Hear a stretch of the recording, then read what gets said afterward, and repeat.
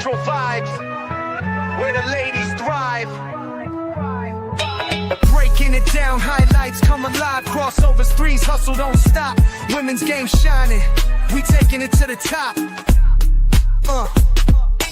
Handles ridiculous, moves so ferocious. Step backs lethal like poetry in motion. Queens on the court making noise explosion. Game so smooth, no need for promotion. Star Hoop Central, we running the court.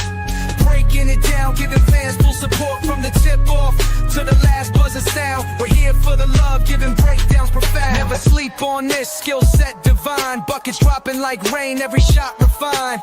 Courts a canvas and they paint with their shine. Passing gems, no look, threads intertwined. Fast breaks, dimes in defense for days. Highlighting greatness in every play. Legends in the making, stars in the fray. Turning up the heat, watch the artistry sway. Star Hoop Central, we running the court. Breaking it down, giving fans full support.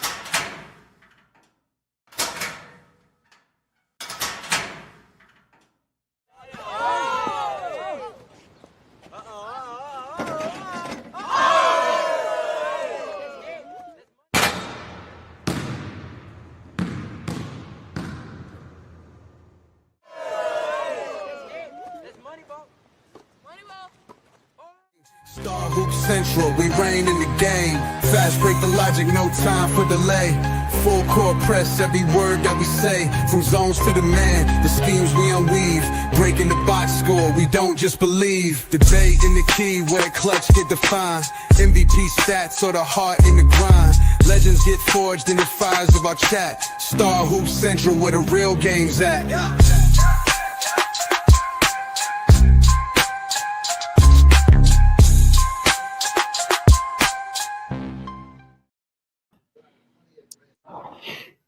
Welcome back. What's up, everybody?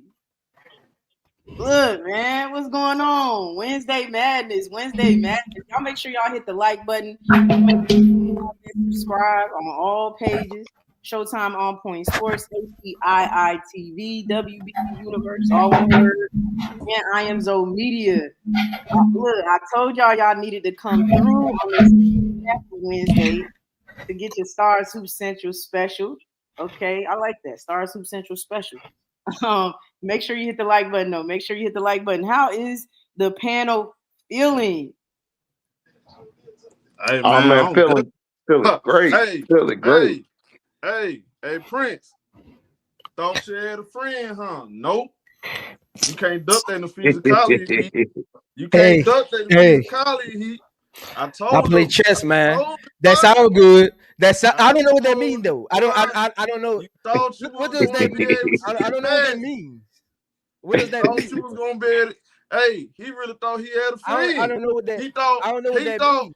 He look. This boy was wishing. He was praying and hoping feet don't come back. I told him it was gonna happen. Came back. I don't know what that means though. All right. All right, I'm confused. We got so many things to get into. I haven't even said how I feel yet, Key. Showtime just so many things. I know how you feel. You saw it right now. You saw it. I haven't even said how All right. We have so many things to get into. I gotta keep it in order. HD, how are you feeling? Man, I'm feeling good. I got to turn my page. This is Shadur Sanders' page. My bad. I got to get on WNBA. My fault. Okay. I'm good now, Key. I'm good now. I'm ready for it. Had some good games yesterday. Washington took an L. What's new? So, hey, we're good to go. All right. We're going to get into it, HD. We're going to get into all that. We're going to get into it. My guy, HD, man. Prince, how you feeling? Thank you. I was waiting for you to ask me how I'm feeling. I was waiting for you to ask how I'm feeling. Yeah, smile. Go ahead, laugh through the pain. Go ahead, cope. You doing? Hey, today you're gonna be doing a lot of coping today. Go ahead, bro. Take your time, bro. I know it hurts. Life gonna be what life gonna be, man. My mama told me one day, right? She said, son, you're going to have haters, you're going to have supporters. How you react to your haters and how you react to your supporters gonna show me the type of man you are. It's gonna show me the type of son I raised. Did your mama told you that not to be? Mama, I'm sorry. Did she tell you not to be one of them haters? Did she tell you not to be one of them haters? But mama, today you gonna be mad at me, and that's why I met Key. That's why. Did she tell you not? But hold on, Key. I got a question. Did she tell you not to moderate the show, Key? Key, can you moderate the show, Key? Key, did she tell you not to be one of them haters? Because that's exactly what you is. You a fee hater. And it's all coming. Can you moderate, Key? It's all gonna end up bad for you. Go ahead. And look, I'm gonna ask my Key. How you doing, Key? I'm good. Key. Appreciate you asking. On this chaotic Wednesday chaotic panel. I'm good, y'all. Don't worry about me, chat. I'm good. Make sure y'all make sure you comment and subscribe. Ironically, shout out to Key, man. Key, I wouldn't wish this upon nobody. This burden you got to take on dealing with this dude, man. I wouldn't wish that upon nobody. I'm a hard pill to swallow, baby. I wouldn't wish that on nobody, man. I didn't come. Hey, look, I'm gonna cut the ring off on you today. I'm gonna apply 100% pressure on you. Trust what I tell you. You gotta see me, homie. I already told you that. You can't avoid me, bro. Go ahead. Yeah. They know what it is, man. Look, it's been a great week in hoops. It's been a great week in hoops as usual with the WNBA, man. And we got a lot of juicy topics to get into. As you can see, ironically, our first topic is not about Fee at the moment. Actually, our first topic that we have to get into is Angel Reese returns with a bang. 25 minutes, 19 points, 7 rebounds, 4 assists, 1 block in 25 minutes on, I believe, 69.2% field goal percentage. I mean, seven games out, injured, and comes back with a bang, man. The Barbie returns, does her thing, looked like she never skipped a beat, okay? Didn't look winded, nothing at all, looked great. But we gotta kind of get into that. Angel Reese returning to the Chicago Sky. They do take the L to Seattle. Fourth quarter, they dropped, ironically, 38 points in the fourth quarter alone, which was interesting. But we'll talk a little bit more about that. I'm going to HD first. Man. What'd you think about the Barbie's return? Man, the Barbie return was great. If you watched this on Showtime panel yesterday, man, shout out to Show hosting the game. The energy was different. Everyone was like seemed more happier about it. And for once, we saw Four Eyes actually smile when talking about Angel Reese because he a low-key hater anyway. So anyway, she was balling out. She did her thing. But again, Tyler Marsh had to make himself the face of all of this. Why would you take her out when she just had one of the best blocks of the year on 6'6" Malonga? You're going to take her out when the energy was high. Again, his rotations messed it up. Angel came back, balled out, showed us who the real franchise player is of Chicago, showed us she's the numero uno player on Chicago. And not only that, she dominated in ways that some players can't do. Some players need the ball in their hand, Key. You know, they need to jack up a lot. But I ain't going to go there. I'm not going to be petty today. But we actually knew that somebody was going to come back when they said they were going to come back. Because all I heard was, hey, Angel was quitting and she was going to sit out for the year. Key, let me ask you a question. Didn't we get a timetable on when she was going to come back? But other players, for some reason, get a pass when we still don't have a timetable. Then they get hurt again. But hey, have you heard anything? I'm just asking because all I heard from that side of the fence, the Clandiana fans, was she's quitting. So like I said, she came back, showed out, balled out, took over the whole internet yesterday and mainstream media. Mainstream media couldn't wait to talk about her because it's been boring in the W. So shout out to Angel Reese. And again, They had a chance to win this game. The second quarter messed them up. And then in the fourth quarter, again, like I said, Four Eyes made itself a part of the whole return. He had to make himself a part of it by benching Camilla, which was stupid. We saw Angel and Camilla help lead us on a run in the third quarter and in the part of the fourth quarter before he benched her. So again, I give her an A- for what she did yesterday. I thought she did well. And her finishing around the hoop. Now they can't talk about her finishing, but they trying to come up with another narrative. So shout out to the Barbie. Shout out to the Sky fans for coming out there and showing the love. And like I said, I still stick by what I said. She is the best sophomore and having the best sophomore season of anybody. And I'm done. Hey, HD drops the mic. Okay. I like where you're going with that for sure. I mean, look, so many things during that game. I understand she was definitely on minute restrictions. She played 25 minutes, as I stated earlier. So there's that. You know, do you think HD that maybe he benched her? I don't know. Like he didn't know how to split her minutes up or something like that. HD would like. I'm trying to. He's doing the same thing that I've been asking him to do. Tyler Marsh need to go to I don't know if Barnes and Noble's still around. You know, I'm old, so a lot of people don't know what Barnes and Noble's is. He's gonna have to go there and ask for a special edition of Coaching for Dummies. And I thought he would have got it already, but he still doesn't understand key. Why would you bench your second best player on the floor? I know Ariel balled out, but your second best player was Camilla last night. Why would you put her on the bench when you were in striking distance to win the game, to come back? When Noel Quinn, shout out to Noel Quinn because I've been hard on her all year. Noel Quinn said, this idiot just going to leave Camilla on the bench, so I'm just going to throw Malunga in there, and we're going to get the win at the end. A simple, basic coaching move that he still doesn't understand. So again, I just think this dude is just inept at his job and he won't learn. So this Christmas, Key, I put money to the side. I will go to Barnes & Noble and order him that book, and I will send it to him, and I will ask him with a letter inside, please stop talking about wrestling until you find out how to coach. Thank you. Yeah, no, I mean, I hear you. I feel you. I definitely understand, you know,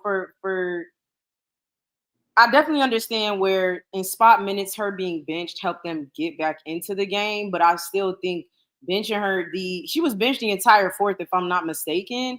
I just feel like that was a mistake. I think she could have gave you something for spot minutes throughout that fourth quarter that, you know, either could have brought the game closer or brought them over the edge. I mean, you know, I know a lot of people feel like she was benched and they got 38 points, but they lost the game.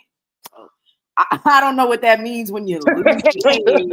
Oh, well, they got 38 points by putting Camilla on the bench and they lost. I don't know. And also Key. Sometimes I think, hold on, HD. Sometimes it's like, are we losing the plot of what's supposed to happen in the game? Sometimes I think we lose the plot. Like, I mean, I don't understand. We still supposed to win the game. You got to win. So, you know, hey, it is what it is. I don't understand it. I'm with you though. He definitely needs help still. And this late into the season, it seems like he still hasn't learned anything. Nope. So, and he played Banny too long. When she got that foul, then got another foul back to back. He still had it in there too. Skylar Diggins dropped 19 on her head. Yeah. All 19 was on Banny's head, and he just didn't adjust. I don't get it, man. I don't get it. This dude, man, I don't get it. Yeah, it's the wildest thing to see. For me, the Barbie returning was major. It was major. It was a great thing to see. I mean, it's exciting watching her play again. She got the post, man. The audience, everything. That's what you want in your star player, your franchise player. Like literally, she's not there. The crowd is dead. It's dead. Everybody's not excited. Nobody really wants to be there. She's there. Everybody, oh my God, she make a layup. Like no shade. Like, and I love Angel Reese, but she make a layup, and it's like the greatest thing in the world to them people. You understand what I'm saying? Because she has the post of them. And that's just a solid game from somebody who only played 25 minutes. Like that's so solid.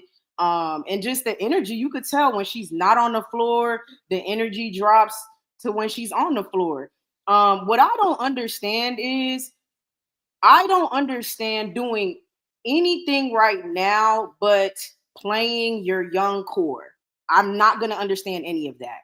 We are not making the playoffs. If any Chicago Sky fan thinks we're making the playoff, we're not. So bench Camilla for what? For what? He didn't play Maddie. He didn't play Maddie all yesterday. We're gonna lose anyways, and even if we win, like I don't even get it. Even if you win by playing players that may not even be on this team next year. What? Why does that matter this late into the season? Somebody please explain that to me. Why playing Kia Nurse to help us win a game against the Seattle Storm and we will not be in the playoffs? Why does that even matter? Just play Camilla, play Maddie, play HBL, and play Angel Reese. That's the only thing that should matter right now. Whether we win or lose does not matter. Does no one care that the developmental coach is not developing anyone and does not care to do that down the stretch? I mean, I don't understand it. I don't get it. So that's my thing about the whole bench of Camilla and this is why and la la la and all of that and small balls and big balls and whatever the hell y'all want to talk about. It's done. That's what it is. It's done.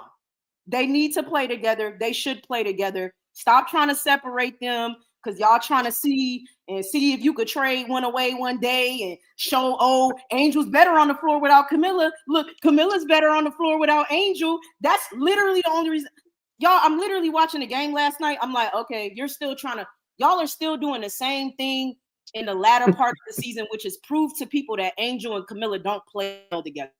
That is the only reason why they continue to separate them. And it's just not factual either. They do not play better together separately. Like, Camilla was dominating too, bro. Like, I don't get it. Anyway, I love the Barbie's return. It was great. Man, absolute cinema is what I keep saying. So I appreciate seeing her. But I mean, what do you think about the return of the Barbie, Prince? Listen here, man.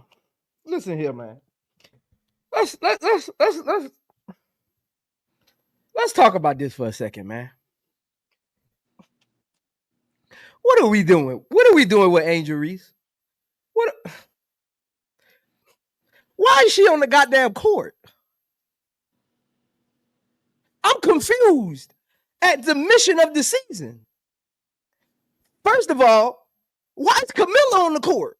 Why is Ariel Atkins on the court?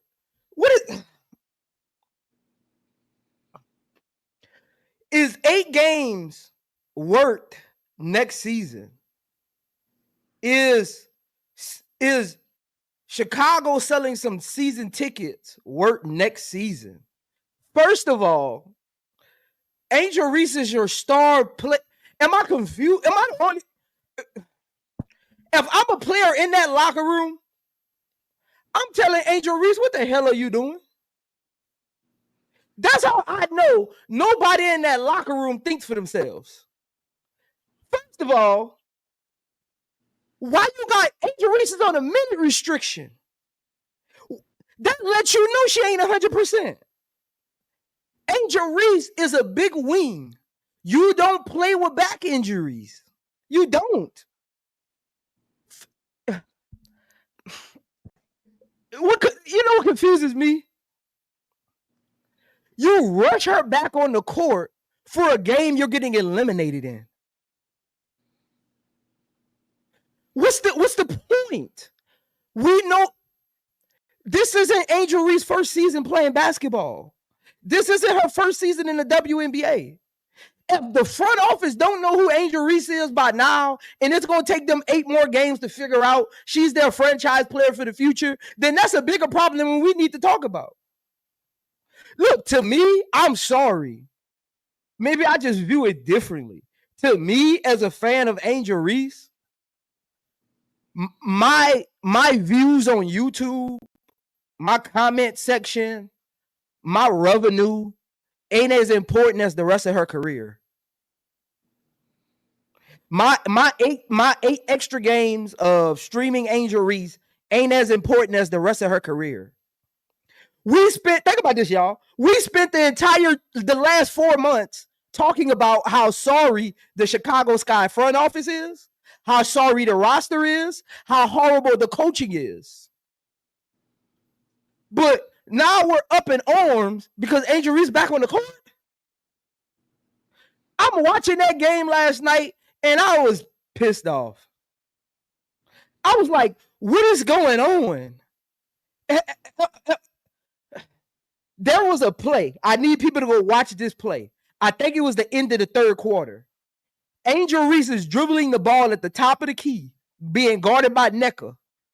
Nneka pokes the ball out of her hand. Angel Reese couldn't even bend down to pick the ball up. I thought I was tripping.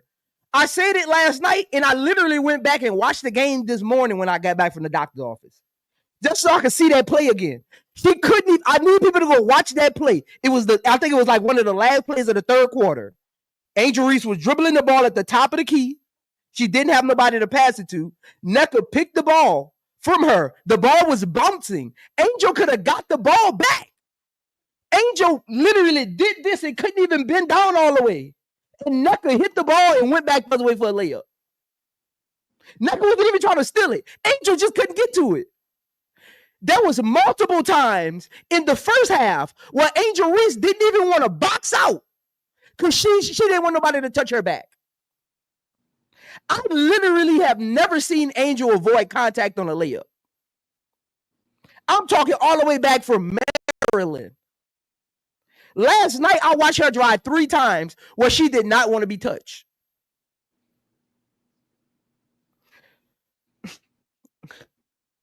There's got to be a balance. This front office is so incompetent. What is going on? You got Angel Reese on the court. Why is she on the court? What? If y'all last night should have told y'all, Chicago Sky front office has no control over this situation. And I said this yesterday. I'm looking around YouTube, and I know we talk about how inept Chicago Sky front office is, how inept Jeff P is. This situation is worse than we are making it. This situation is worse than the media is making it. This is a horrible situation. You know that little saying, ain't nowhere to go but up? Chicago got another level of down to go in 2026. Because you look at the entire situation. Think about this, y'all. Has this season, anybody on the panel can answer this, has this season been worse than last season? Yeah. Didn't Chicago Sky have all their draft picks this offseason? Didn't Chicago Sky have one of the highest cap spaces this offseason? Yep. Nobody wanted to come to the Chicago Sky. Look at the draft picks they chose. How do we think they can go up from here? This season is worse than last season. Who do you think wants to come here? Everybody, all season long, everybody been saying, wait till 2026. Chicago Sky gonna be back in the mix. Chicago Sky gonna be back in the mix for Juju. That's what they're going to be back in the mix for. They're going to be in the Juju Kool-Aid pool. That's where they're going to be at, because who wants to come to this? Ariel Atkins was in the contract year, and Tyler, I'm about to make y'all realize something nobody paid attention to this season. Ariel Atkins is in a contract year, and Tyler Marsh made her the third option.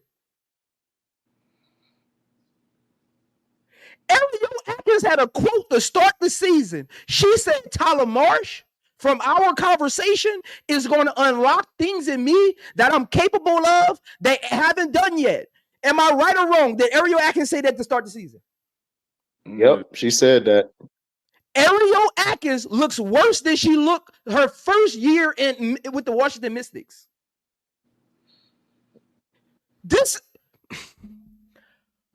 Who wants to come to this? First of all, I don't want to hear nobody say, well, the free agents got to go somewhere. Guess what, y'all? There's 2 more teams coming into the league. And guess what they got? They got ample cap space. They got ample roster spots. Golden State gonna have ample cap space, ample roster spots. 80% of the league is free agents. All the teams is gonna have ample cap space, ample roster spots. You think the top players, look, man, it's basketball. I get it. Angel Reese is likable. I get it. People want to play with Angel Reese. But how many times do players got to tell Chicago Sky something before they believe it? I've never seen players come out publicly on social media and say, I will play with you, but not there. Yep. How many times do players got to tell Chicago Sky front office something before they take heed to it? I got a question. Has Chicago Sky owner came out and made any statement about this season? Nope. That should tell you something right there. He in on the fix. Yep. All he cares about money. He don't care about the fans. He don't care about the roster, because if he did care, he would have put more money into the coaching staff. Jeff P don't sign the contracts. He do. Jeff P don't set the market for the team. Him and the financial team does. They literally put no money into this. See, y'all think Tyler Marsh got hired because Jeff P could run over him. No. I think Tyler Marsh got hired because the front office could lowball him. Natalie wasn't coming getting lowballed. Go look at Natalie's contract. Golden State gave her a bag. Mm-hmm. Why are my star players on the court, to wrap it up? Why are my star players on the court? Like, what for? Angel. If the front office believed in Angel, want me to tell you what actually would be going on right now? Angel, I need you 100% healthy for 2026. Every Monday morning, come sit in the office, sit at the desk with Fox, Jeff P, and Tyler Marsh, and figure out what we gonna do in the draft, what players we need to be watching next year, and who we want to bring back on this team next year, and what kind of contract we gonna give them, and what kind of system you want to be in next season that we can fit around your best assets. That's the only thing Angel Reese should be doing for the Chicago Sky the rest of the season. Why are you? And look, I'm a competitor. I tried to come back from an ACL injury before I should have re-injured it. Look, most basketball players are competitors. You got to save athletes from themselves. That's why you have medical staffs. That's why you have arbitrations and contracts. That's why you have situations where ownership can step in and do certain things. Like, you got to save players from themselves. Tell her go be competitive on the bench and clap for her teammates. I guarantee you, any of them teammates on that bench would tell you they would rather have Angel Reese for 2026 versus the last 8-9 games, whatever it is. Then you bring her back in an elimination game. Like, that's just a bad look to me about making sure your players are set up for success. Angel Reese is only in her second year. Chicago not going to the playoffs. Again, if you don't know who she is, by now, that's a front office in Epton. Like, you got to be better than that as a front office managing your players. Like, I'm watching the game, I'm like, wow, look at this. But y'all got it though, man. Yeah, I mean, you definitely make some great points. Some things that, we've all agreed to up here. I think we all have said, like, we cool if Angel didn't play this season. We've all said we're cool if she doesn't play the rest of the season. I didn't have expectations for her to come. But seeing Angel Reese play, like, I get excited about that every single time she hits the court. That's not going to change. But I would rather her take care of herself for sure. But we already know the franchise she's with, and like you said, saving athletes from themselves. We know the athlete she is too. She said, I miss hooping, I want to hoop. I'm not saying that's the best thing, but she clearly made that decision for herself. to come back on minute restrictions, unfortunately. And I mean, I get where you coming from, but it seemed like to end the season, this is what they about to ride with. They about to continue to see what this looks like, and it's an issue all around. But Showtime, what you got on the Barbie's return, and a little, what Prince was talking about too. Nah, I ain't really noticed what he said when he said she ain't look to pick the ball up. She ain't been down. I don't know. I had to go back and look at that because I thought she looked good from a physical standpoint. She didn't look. I think I get what Prince is saying too, though. Like, and I get she didn't look to me like just. She looked like minute restrictions. Like, I'm back, but I'm not perfect. But I get maybe I missed something where he's like, well, y'all not gonna win anyway, so you should just shut her down for the season. That's kind of where he's coming from, I guess. But man, look, I was all for playing that she can play if she 100%. I didn't really see her like looking uncomfortable at no point. I mean, she was on go from the jump. Man, look, she made the women basketball competitor when she out there. You see how she scored on Malangas, stared her down, blocked the shot, let her know ain't no friends around here. You can't get nothing in my house. I mean, she made a competitor. I thought she played good. I didn't see nothing where I could say, she don't look 100%. Like that Washington game, she played in front of her grandma. She won 100%, bro. Like she can barely, like, you can tell, like she wasn't walking normal. She had the little thing on her back. I don't know what's going on with her that game, but you can tell she won 100%. But nah, I mean, I thought they played good. I thought she played good anyway, huh? Camilla for the most part. You know, I do want to see them play. But again, if she ain't 100%, then I don't want her out there on the court. I've been saying it from the jump. And then she may need to sit out.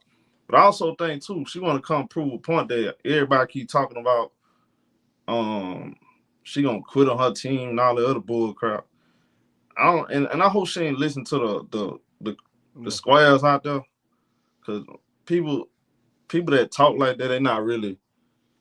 They just they mind already made up. They don't like the girl, so they just trying to come up with different stuff.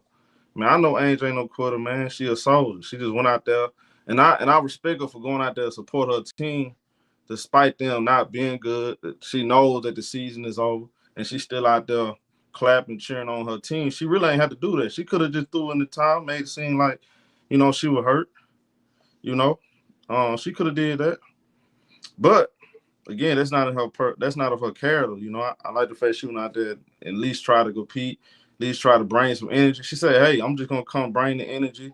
The third quarter. She knows that's their worst quarter. Their third quarter, they come out with no energy. But I thought it was the coach that's supposed to, motivate the team. But I guess not. I guess things different in Chicago, man. I get tired of talking about old boy. I'm confused. And then his job is safe. He gonna get another crack at this next year. So what Prince saying right there might be true. I don't know. I can't guarantee you they're gonna get free agents. Why would free agents want to come there? Just to think logically, why would they want to come there? They don't even have a practice facility set up right now. They ain't gonna have that till the next year. So, ain't nothing guaranteed with Chicago Sky. But I do want to see Angel Camilla build something going into the offseason. I want to see HBL. I don't think we're going to see HBL no more this season. That's what it looks like. No. I'm just trying to figure out, why did you trade up HBL if you're not going to play him? You play Usun over HBL. That was your top pick for this year, because Cisco not playing this year. So why would you trade a draft pick to get HBL and don't even play her? That ain't make no sense to me. Look at your other draft picks. Maddie Westbeth, she don't get playing time. Kyla Bobby, she got a knee injury. Why are you drafting players? Why are you drafting players and you don't even plan on using them? So that just let me know y'all ain't had no plan on winning this year. It was all capped from the jump. Again, bro. Well, everything you said about the owner, 100% true. Yes. This is why I get frustrated with people that give the Chicago Sky media a pass. Y'all let them talk down on you and say you're being emotional. Yep. They talk down on everybody, said, oh, y'all gotta be patient. Well, how can you be? Look, bro, you can't tell people to be patient when you don't even have no clear direction what direction. Yeah, like you not even being transparent with the fans and showing them what direction you going in. You saying you tanking, but you ain't got no picks. You rebuilding, but you ain't got no picks. You feel what I'm saying? So that kind of stuff, fans not gonna just sit back. I'm talking about the real supporters that really care about this organization getting it turned around, especially the people that supporting Angel Reese. Like they act like LSU fans was Chicago Sky fans last year. No, they just not supporting, and they don't know what the hell going on, and they trying to figure out why this girl ain't on a good team. So all that play a factor. Man, look here. I don't think none of these people know anything about basketball. That's just what it is. It's not that they don't care. They don't understand basketball. They don't understand how to build a team together. You know, that's what the WNBA is still far behind. They don't really have too many smart people in the league, seems like. A lot of these front office, you know, it's a whole lot of nepotism. They hiring their homeboys and homegirls and who they like and who they think got potential versus getting somebody that's already, know what the hell they doing.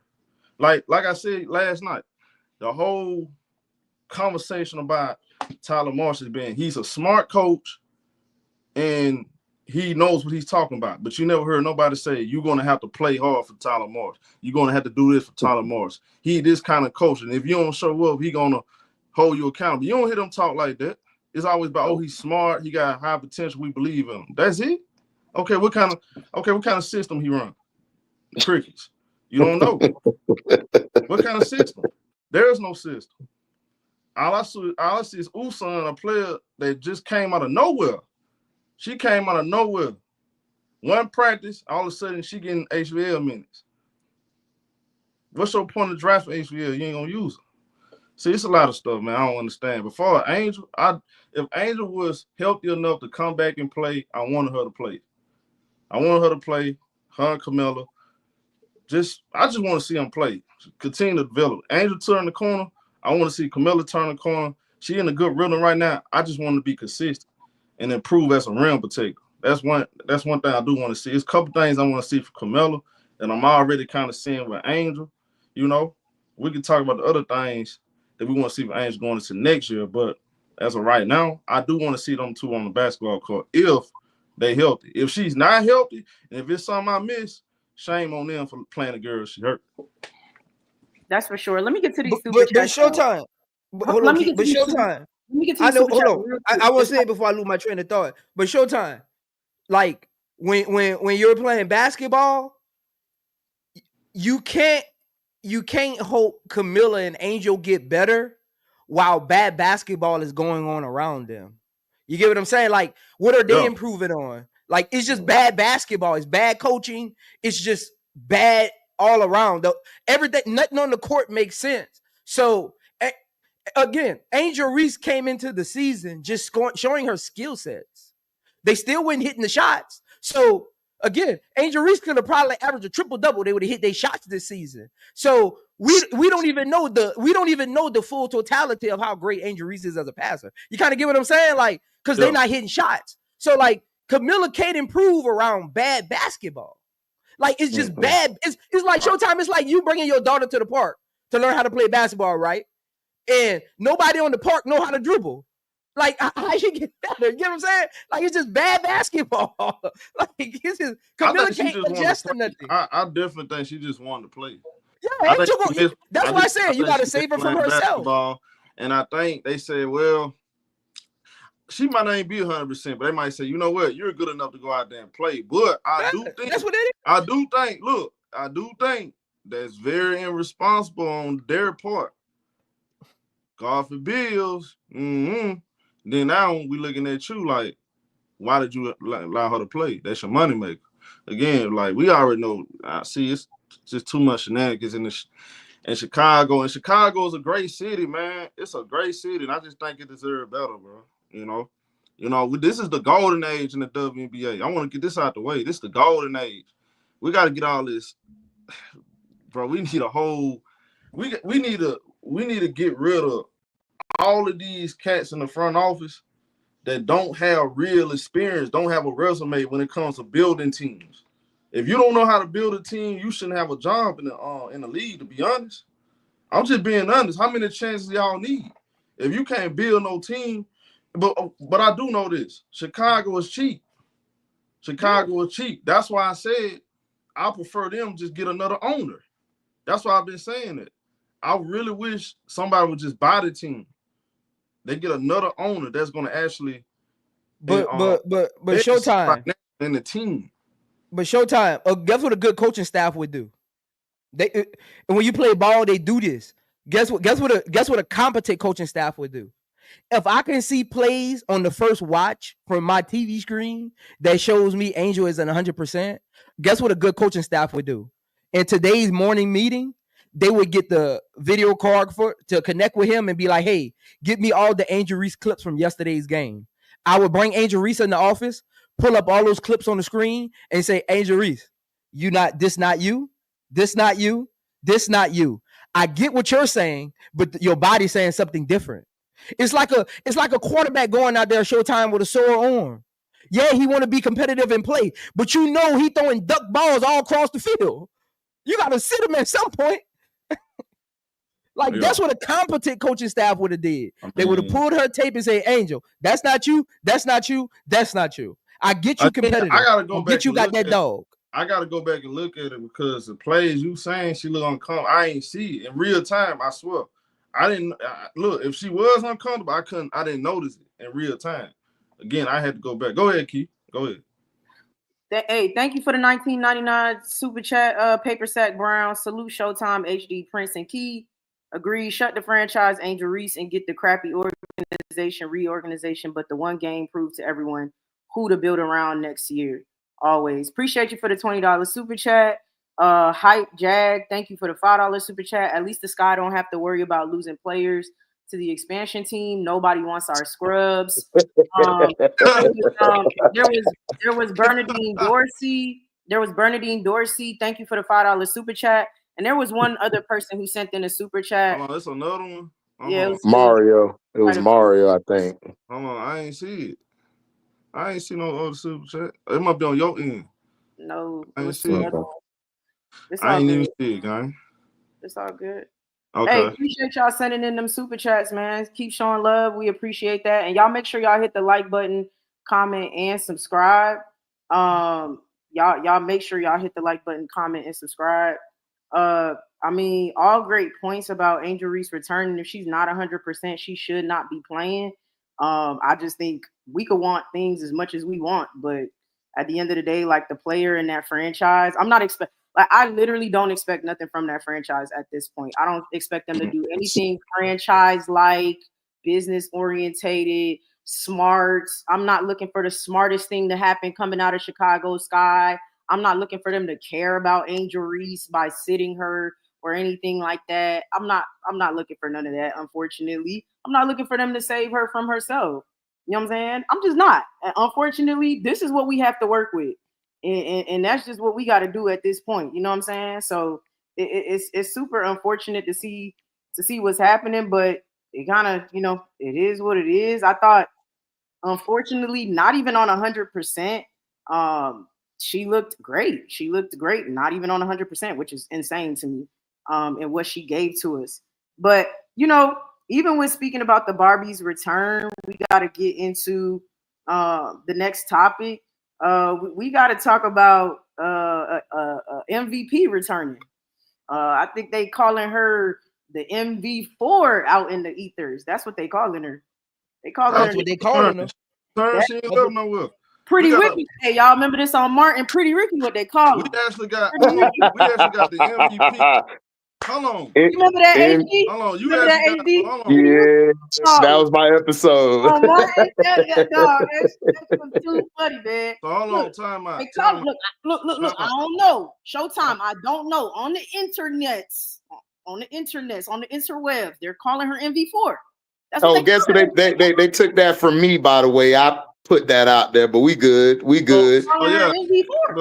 But hold on. I said envy apostrophe fork. I said envy apostrophe fork. Time out. On Instagram, Showtime, they call her NV4. They stole it from me.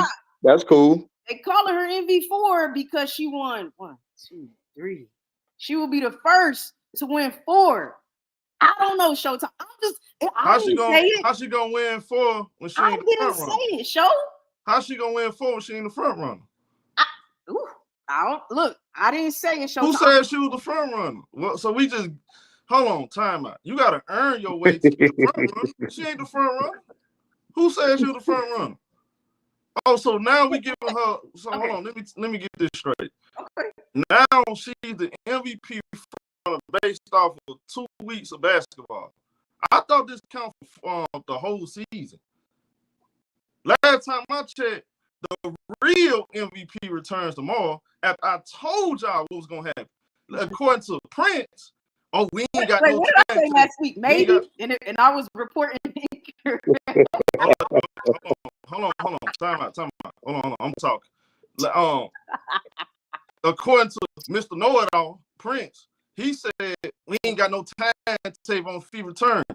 How we know he's coming back? Well, they just came out and said she's coming back tomorrow. Now what? See, you thought the coast was clear. You thought it was over with. You really didn't want her to come back because you scared to death of the physicality. Let's keep it 100. She'll beat the brakes off the A'ja Wilson 3 times this year. So when they come to head-to-head matchups, that's out. You forget about using that as an argument. She's still number 1 in points a game. And by the way, she only missed 7 games. So Key, how many games A'ja missed? A'ja missed how many? 5 games, 6 games, something like that. So she ain't that far. She ain't that far apart, right? So you can't say, oh, it's over with. She ain't playing no games. That's out. The physicality is still the MVP. Look. I already told y'all about A'ja Wilson. Go, smack straight up. Look, I already told her, if you compare anybody else to A'ja Wilson, the first 7 games, they ain't touching A'ja Wilson. Hey, by year 11, 12, she gonna have the best resume in WNBA history. But she ain't getting no MVP this year. That's out. That's over with. The physicality back, all I need for you to do is go out there, finish the season now, 25, 26 points, continue to lock up like she locked up A'ja Wilson in that last game. I want. What was this A'ja? You saw A'ja Wilson playing right now. What was all of this A'ja Wilson 30-point games when they played Minnesota last time? What was that? What was that 30-point game? HD, you watched along with me. Me and you watched. A'ja Wilson said, "I want this." Okay. Yeah, let's not play that now. Let's not play that. Act like that ain't happening. Let's not act like that ain't happening now. So I'm Showtime. I'm not finished. Okay. You got AT as your MVP. Me, you ain't saying eye to eye on that at all. First of all, AT can't even tie the physicality on Jordans. So let's fall back right there. I don't know what you got to say right now at this moment. Like I said, she can't tie up on the field. She got MVP, All-Star MVP, unrivaled MVP. We put a championship with that. What AT got? With sounders. I wish I was as good as Nafisa College. I wish I had a team like Fee. I wish I had Cheryl Reese. Second round exit. Hey, by the way, who put who out in the playoffs? Exactly. Now back to what I was saying. Nafisa College, she's still the front runner for MVP. Now, I feel like this. Now, 2 days, when it was Monday, I actually had AT number 2, A'ja number 3, just for that day, because, Phoenix had the record. Remember, we had the record conversation, right? Now it flipped. I got A'ja number 2, AT number 3. Because believe it or not, at some point, the Las Vegas Aces are gonna finish the season off with a better record than Phoenix. Let's just keep it a buck. That's over with. They're gonna end up with a better record. They already got the tie break over them. And you look at Phoenix schedule, look at the Aces schedule. Nah, I think Ace is gonna end up number 2. I'm confident on that. Much needed win. That was a must win for them because now they got the tiebreaker over Atlanta. So yeah, I think they're gonna end up with that number 2. Like I said, it's best for them to get number 2. I want them to get number 2. See, I'm not like Prince. See, Prince was hoping Fee don't come back. Prince was hoping he was praying to God Fee didn't come back. That's how sad he's sad and pathetic. I know he is. He can sit back and act like he did. He was praying up and down. He didn't want Fee to come back. I won't, because that means they won't have to see Minnesota to the finals, which means Asia Wilson going to suffer her first loss in the finals against Nafisa Colley, the girl you said can't get it done. Because we ain't got to worry about the referees getting in the way. The Minnesota Lynx going to beat the brakes. They're going to put hands and feet on the Las Vegas Aces. They're going to put hands and feet on them. So we ain't got to worry about no referees getting involved. It's going to be already be determined by the third quarter that Nafisa Colley is the champion and the MVP and finals MVP, and you not this year. Man, that was great. That you lie, Key. Accusations. Don't lie. Accusations. Oh, that was great. That was all. That was great. No, Key. Key. First of all, Key. Don't let Showtime interrupt you and bully you off of your stance with AT. Stand on your square. Don't let Showtime come up here bullying you. Ain't that what you did Monday? He gave that unbearable soliloquy just now, and y'all let him get away with that. All those accusations he was making. First of all, Fee coming back got nothing to do with Asia, because see, this is what I like, Key. I'm gonna tell you what I like about something, because you know me, Key. I ain't big on the stats. You know me. I ain't big on the stats. I'm big on the eye test and what they say. You know me. But Key, you know something that I'm big on. This is something that I'm big on. When it's convenient for you. This is something that I'm big on. I'm big on the per 100, and I'm big on the per 36. Because no matter how many games you play, the minutes matter more of when you was actually on the court. Now you're looking at per 36. No. That's why I made myself. So the physical Showtime turn. You gotta have a big moment, and you gotta use Your Honor. Your Honor. Boy, I would like to strike this witness statement from the record. Your Honor. Per 36 and per 100 possessions, guess who's winning in every category? Down from win shares.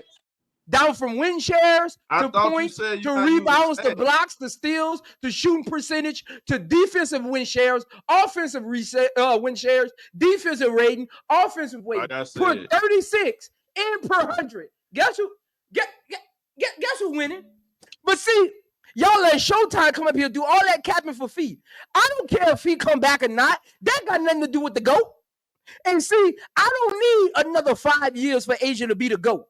Ain't nobody in WNBA history has done what Asia has done at this point in her career.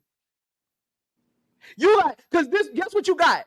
You got to combine players. See, we can't do this person got 3 MVPs. This person got 2 Defensive Player of the Years. You got to literally go around the league in history and combine players to make up Asia's resume. What they got to do with this year?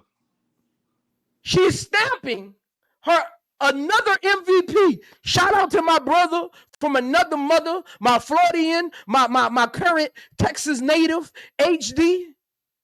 Because sometimes he be capping with Alicia Gray, and we put belt the edge last night. She out the picture. Why they Showtime and bring her up? She irrelevant. We done got her. Why would I bring up Alicia Gray? I got her. She a far distant. Good luck making all WNBA. Good luck making all WNBA. We done got her out the way. AT tomorrow. We gonna get AT out the way tomorrow. Reese don't make all WNBA, but we'll see. She gonna make it. A player of the month she done got, and Eastern Conference player of the week. Are you serious? You serious? HD, I don't want to hear you have another MVP conversation about Alicia Gray. Every conversation you have about Alicia Gray, Who I had it won? Who I had it won, Prince? WNBA. Who I had it won, Prince? MVPs. Who I had it won, Prince? Hey, You got to go. Oh, okay then. So everything you saying is irrelevant. No, it's not. Because I don't even want you to. No, it's what not. we talking about? Because I don't even want you to think about it. I'm trying. We took her out of distant memory. I don't even want you to even think about saying her name when you think of MVP. I don't even want you to mention her. Didn't I say last week? Did I say this past Monday that Alicia Gray was up and down? Didn't I make that case that she? You said that. I don't even know why he said. So what are you talking about? No. You notice how he don't want to talk about feet. He's skipping over feet. He's skipping over big threat feet for a reason. Because he can't say that about feet. You notice that? He said y'all gotta they cooked them. Y'all gotta pay attention to Showtime. Showtime is trying to erase last night's game because there was the MVP statement. And don't see the play Showtime trying to run right now. He's trying to erase the game last night, and this was Showtime. I'm about to tell y'all what Showtime wants to happen. He wants people to forget about everything Asia did while Fee was hurt and focus on from this moment forward. That's what Showtime actually wants y'all to do. He wants y'all to forget everything Asia did while Fee was hurt. Because look, HD, when he made his statement in the beginning, when he said, well, Asia was hurt too, she did that many games behind. Man, that was way in May. This is what Showtime wants. Showtime wants y'all to remember everything, forget everything Asia did while Fee was out, and he wants y'all to pick up y'all conversation from this moment forward. That's what he wants. I'm not about to let y'all do that. Alicia Gray got belt ass last night, AT about to get belt ass, and then when Asia get that MVP trophy, I'm gonna be in the back of the stands with a sign saying "Showtime." I told you, I'm gonna be on the camera. Y'all gonna see me. Look. They might tackle me, but it's gonna be worth it. It's gonna be worth it. It's gonna be worth it. I tell you what, it's gonna be worth it. I don't think. Look. I don't think Asia gonna win MVP. I think she passed AT last night, but I think she defensive player of the year. Because what I saw, hey man, we don't need no consolatory prizes. We don't need. See what he's trying to do, y'all. I don't need no consolatory prize. We want everything. We greedy. We want greedy. Well, you couldn't get everything. But just like last year, you're not gonna get everything. Fee took the defense player last year. She taking the MVP this year.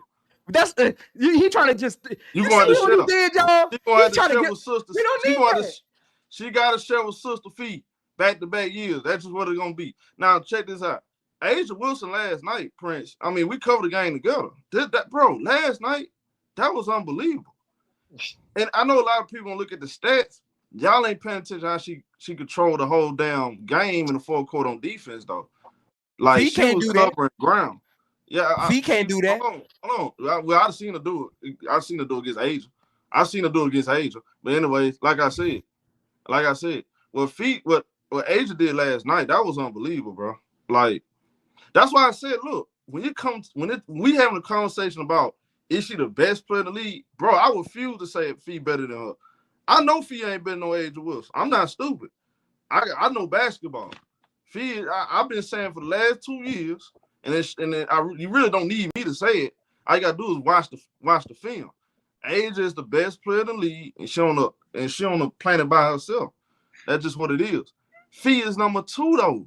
Let's not act like Fee is number 5, number 6. So y'all be trying to downplay Fee. So I don't like all accusations. That. I feel like y'all really accusations. AT got something to say about that number 2 spot. Accusations. Man, who?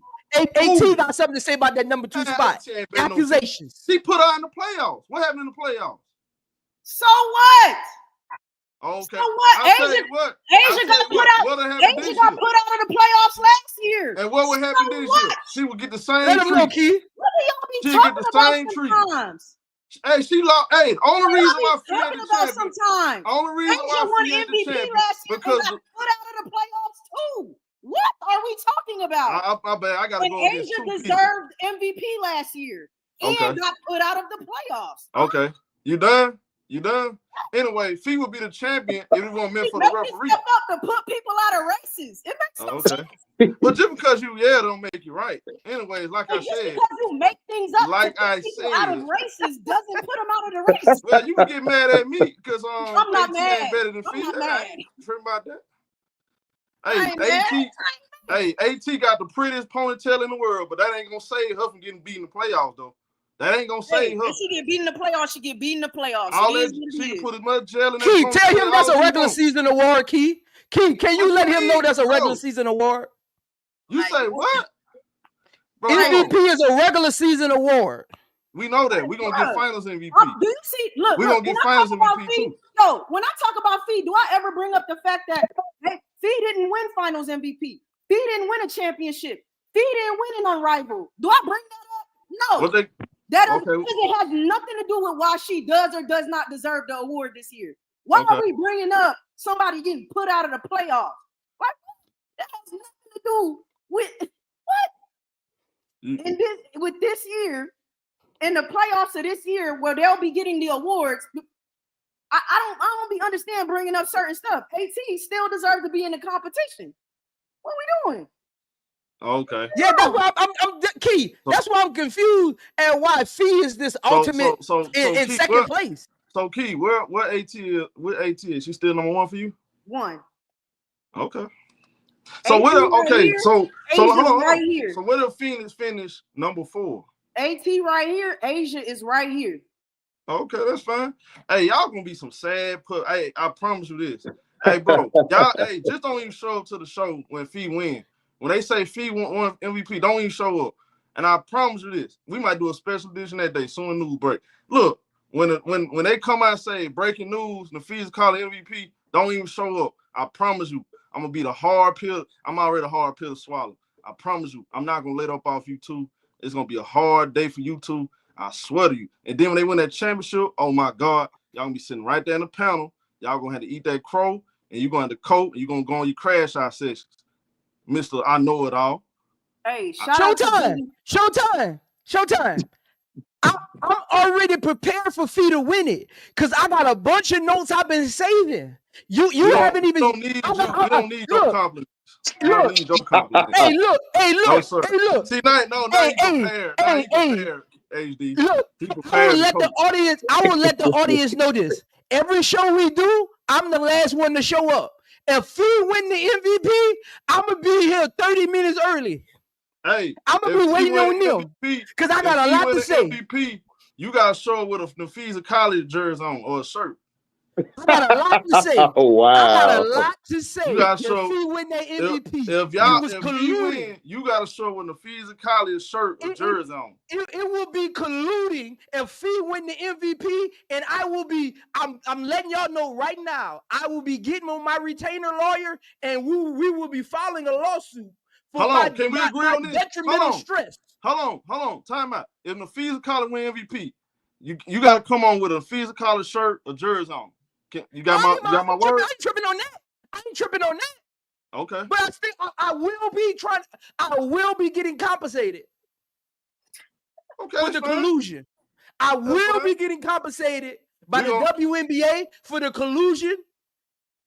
Whoever got that Shador lawsuit, I will be joining them, and I will be adding the WNBA to the docket for my stress and the pain I had to endure, the detriment to my husbandly duties that I couldn't perform.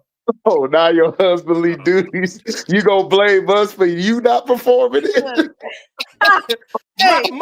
my wife needed me to. I'm gonna tell them my wife needed me to cook, and I could not cook because I could not stand up because my heart was so broken for what they was doing to Asia Wilson.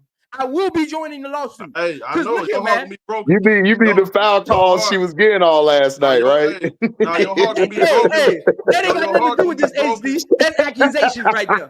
Objection. Strike that from the stand, Your Honor. Objection. I just wanted to put that out there because first of all, I'm confused. Key, did Fee not miss games? What does that mean? Hold on. She back now. She back now. Look. Okay, look. Nah, boo-boo. You thought you had a friend. You said that The boo-boo. coast was clear. Okay. Nope. It ain't gonna go your way, buddy. So it ain't gonna go your way. You go a bowl of, hey, I'm gonna give you a bowl of crow with milk on the side. Enjoy yourself, homie. Look, shout out to Billy Dancy for the $2 super chat. Appreciate that. Aces and Links will play September 4th, y'all. Aces and Links will play September 4th. My B-Day. Oh, shout my out B-Day. to Let's go. Mario Stewart for the $4.99 super chat. Thank you, Mario Stewart, for the $4.99 super chat. This is the best show for women's basketball talk. Hit the like button and share this platform. Hey, thank y'all so much for those super chats. Y'all make sure to hit the like button, comment, and subscribe. True enough, the Aces and the Links will play September 4th. Napheesa Collier is back. In my opinion, Napheesa has not missed enough games to just completely strike her from the MVP conversation. But it's and how she comes back. So I gotta ask the question, like, okay, she's obviously coming back. They play the Dream tomorrow, okay, and then as we can see, you know, they play the Aces on the 4th, and that's gonna be a great game.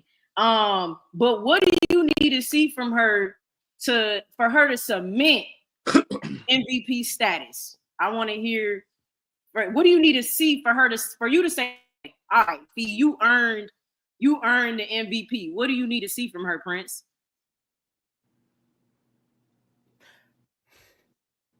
I don't need to see nothing.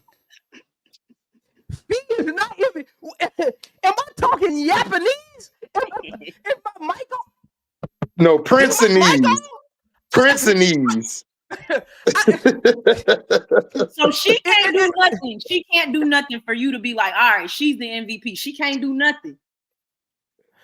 Key, what did I just say, Key? Is my Holly Grove accent coming out? Or you not understanding the words that are coming out of my mouth? Yes. I need everything on film. I'm not gonna just hear something you don't say out loud. He definitely just talking. Nah, he talking. I need it all on film. He just talking. Fee is not. It's either Asia or AT. Fee is not the How MVP. You gonna say that when you got ain't nothing she can do. You just said my nigga got Fee number 2. No, I got 18 number 2. That ain't what you said, my name. It's a different week. Oh, bro. But show, he tried to go at me with something, but he could just switch it up. You see that? Look. I can't. I lose my mind. Man, I lose my damn mind. I told you. Hey, that boy right there, so shout out to me, boy. He shout out, bro. Shout out to Rasheen Beats. You can't take, hey, bro, I can't deal with it. Shout out to Rasheen Beats for the $5 super chat. Shout out to Rasheen Beats. Rasheen Beats said Fee could score 1,000 points and Zoe won't think she's the MVP. Thanks. At this stage of things, he's on the MV4 train. It is what it is. You just gotta accept it. But I haven't gotten my guy HD in here, man. HD, what you thinking about Asia closing the gap on MVP?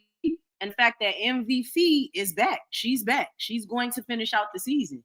So tell me what you got with Asia closing the gap, and tell me what does Fee have to do for her to be like, no, you know what, Fee is Fee. Fee's the MVP.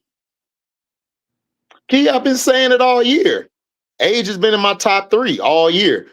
The problem was her team sucked early in the year. We all said it. Her team, her record needed to get better. Her record is on that trajectory to get better. These past 2 weeks, she's turned it up to another level. She moved up to my 1. I said that Monday. I said that.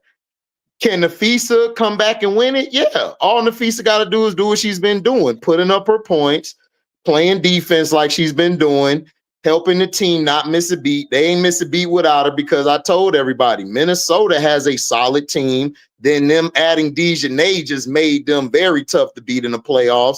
So again, all she got to do is just keep doing what she was doing before she left, and they'll give it to her because of stats and because of the record. Alicia Gray last night, I wasn't surprised. I was saying it Monday. God, the thing with me is crazy. I asked all of y'all this question. Does her own team believe she's an MVP player? I don't think they do. I think it's Ryan Howard. They just say, Ryan Howard is your team. When Ryan Howard gets hurt, when she was by herself out there with Pow and them, she was balling. Then when Jordan Canada came back, they said, hey, we're going to Jordan Canada. And then they shoot too many threes. I said it on Monday. They had 21 threes at the end of the first quarter each game. They should end probably with like 40, 50 attempts. So that in the playoffs is not going to help you. AT, to me, the thing with AT is her triple doubles and stuff. That's fine and all. But the thing that AT does to me is she got everybody to buy into what she does. Kalea Copper, everybody knows their role on that team. That's what more impresses me than what, the numbers and all of that. It just shows me that everyone listens. And then Momo, if you go watch the Seattle game and you watch yesterday's game, Momo makes a big difference. And AT trusts her, in my opinion, more than all the other role players. She can go at her. She can cuss out. She can talk to her calmly, tell her what to do. Momo directs traffic like, yo, this is what we finna do. So I like that leadership she brings. So I got her number 2 right now. Feed to me and everything just by her numbers and her coming back. Like I said, if she comes back earlier, she'll be probably 3 to me right now. I got a 3. AG just fell off the map. Kelsey Mitchell can make a choice. If Kelsey Mitchell can move up to like the rankings, which I don't think they will, she can move up, but she's around 4 and 5 as well. So again, Feed can win it. All she got to do is just be consistent coming back. But right now I got Asia, AT, and Feed. Everybody else has just fell off right now. Yeah, what you making that face for, Showtime? You making a face? Key, hold on, Key. So I just look. You know how sometimes God just moved through you. Like sometimes God just moved through you, like in the speed of light. I thought like you God said just touched you. It's 2 Showtimes in here. Hold on, I know 2 Showtimes. I just want to say something. I just want to look. No, you a ventriloquist. You're a ventriloquist. That's your thought speaking. I ain't know we got 2 Showtimes. I just want to read this. 10 seconds. How many segments you need, bro? I mean, look, don't y'all know? They just posted a stat. Let me read this for y'all. As of today, go ahead, bro. As of today, Asia is number 1 in total points, number 1 in player efficiency, number 1 in win shares, number 1 in defensive win shares, number 1 in total rebounds, number 1 in total blocks, number 3 in total steals, and 4th in defensive win shares. WNBA. WNBA just posted that. WNBA just posted that. For the season. Okay, what that mean? For the season. What that supposed to mean, bro? That ain't the criteria, dog. See, bro, he be on some bull crap when it comes to Feed. Oh, she gotta have big moments.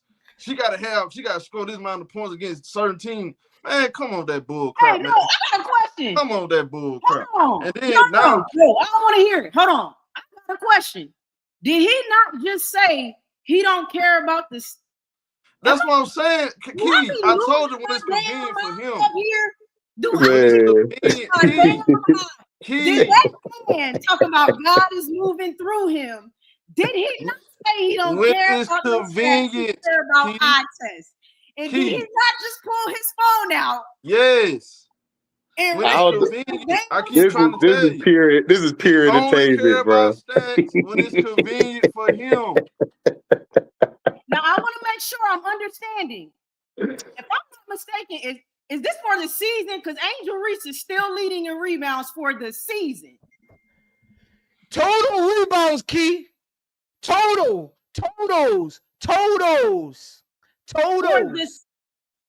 Yeah, because Key, I didn't post it. WNBA posted it. I didn't post it. No, that's fine. But you said you don't like. You know what? I can't. Okay, so hold on. Let's get an understanding right now. what's the criteria for MVP? And not just your criteria. I'm talking about what's been the criteria for MVP. The criteria for MVP, right? Don't use yours. What's been the WNBA criteria for MVP? The criteria is impact moments. That's always been the criteria for MVP. You gotta have. Time out, Again, man. Key. What is the criteria for MVP? I'm about to tell you. I'm about to tell you. Look, can I ask Key? Last time I checked, you said my name. I still haven't said the talk. Hey, Key, didn't he say, so what is your criteria, Prince? Did he or did he not, y'all? I ain't say Prince. I ain't even say your name because I knew you were going to talk. I said, what's the criteria for MVP? I'm helping Key out. Bro, last time I checked, stats, it takes to stats, impact, production on the court. What impact is Hold on, bro. Hold on. Time out. Most importantly, your team has to win. Who has the number one team in the league? What impact has Fee had? Who's been more consistent? When has Fee been? Fee been hurt. Has she been consistent? She ain't even been playing. You said what? Fee ain't even been playing. You talking about consistency? Okay. Who has more player of the month? Nafisa Collier or Asia Wilson? That's hearsay. That's not hearsay. Answer the question. Who has more player of the month? Hearsay. Who has more player of the month? Alicia Gray. Alicia Gray. Okay, that's what I thought. Alicia Gray was winning. She was winning right with Fee. Like I said. Now back to what I was saying. You gotta have the stats, production, impact, and your team have to win, bro. Your team have to win. She had the best team. She fits the Alicia can't be. Alicia ain't gonna make first team though. I got you. Who should make the first team? Alicia Gray should make the first team. From Prince and Knee. Hold on. Let me speak of my Prince and Knees. That said that Alicia Gray wasn't gonna make first team, and I'm laughing at him like, who gonna make it over her? Sabrina. Who? Sabrina and Kelsey Mitchell. And they shouldn't. Hold on. Let me turn my cam off. That no. No. Sabrina and Kelsey Mitchell. Alicia Gray. All right. Y'all heard it here, right? From Prince and Knees. Alicia Gray has I don't care if her team thinks she's the first option or not. Don't think. Right. She's had a way better season than them two. I don't care about none of that. Man, come on, now. Without Alicia Gray, they're not number two without Alicia Gray. What? I don't care. She got a little girl complex. Hold on. Look, take over complex. HD. I like Alicia Gray. Don't make me do it. You not like Alicia Gray. You've been dissing Alicia Gray since before the season. You've been dissing her. I like Alicia Gray. You've been dissing her. When have you given Alicia Gray credit? Hold on, Key. When have you given her credit? When? I'm for her player of the month. No, you didn't, man. No, you didn't. Stop playing. I didn't post it. You did. I thought I had posted that. Bro, you posted it, but you was on the show like this.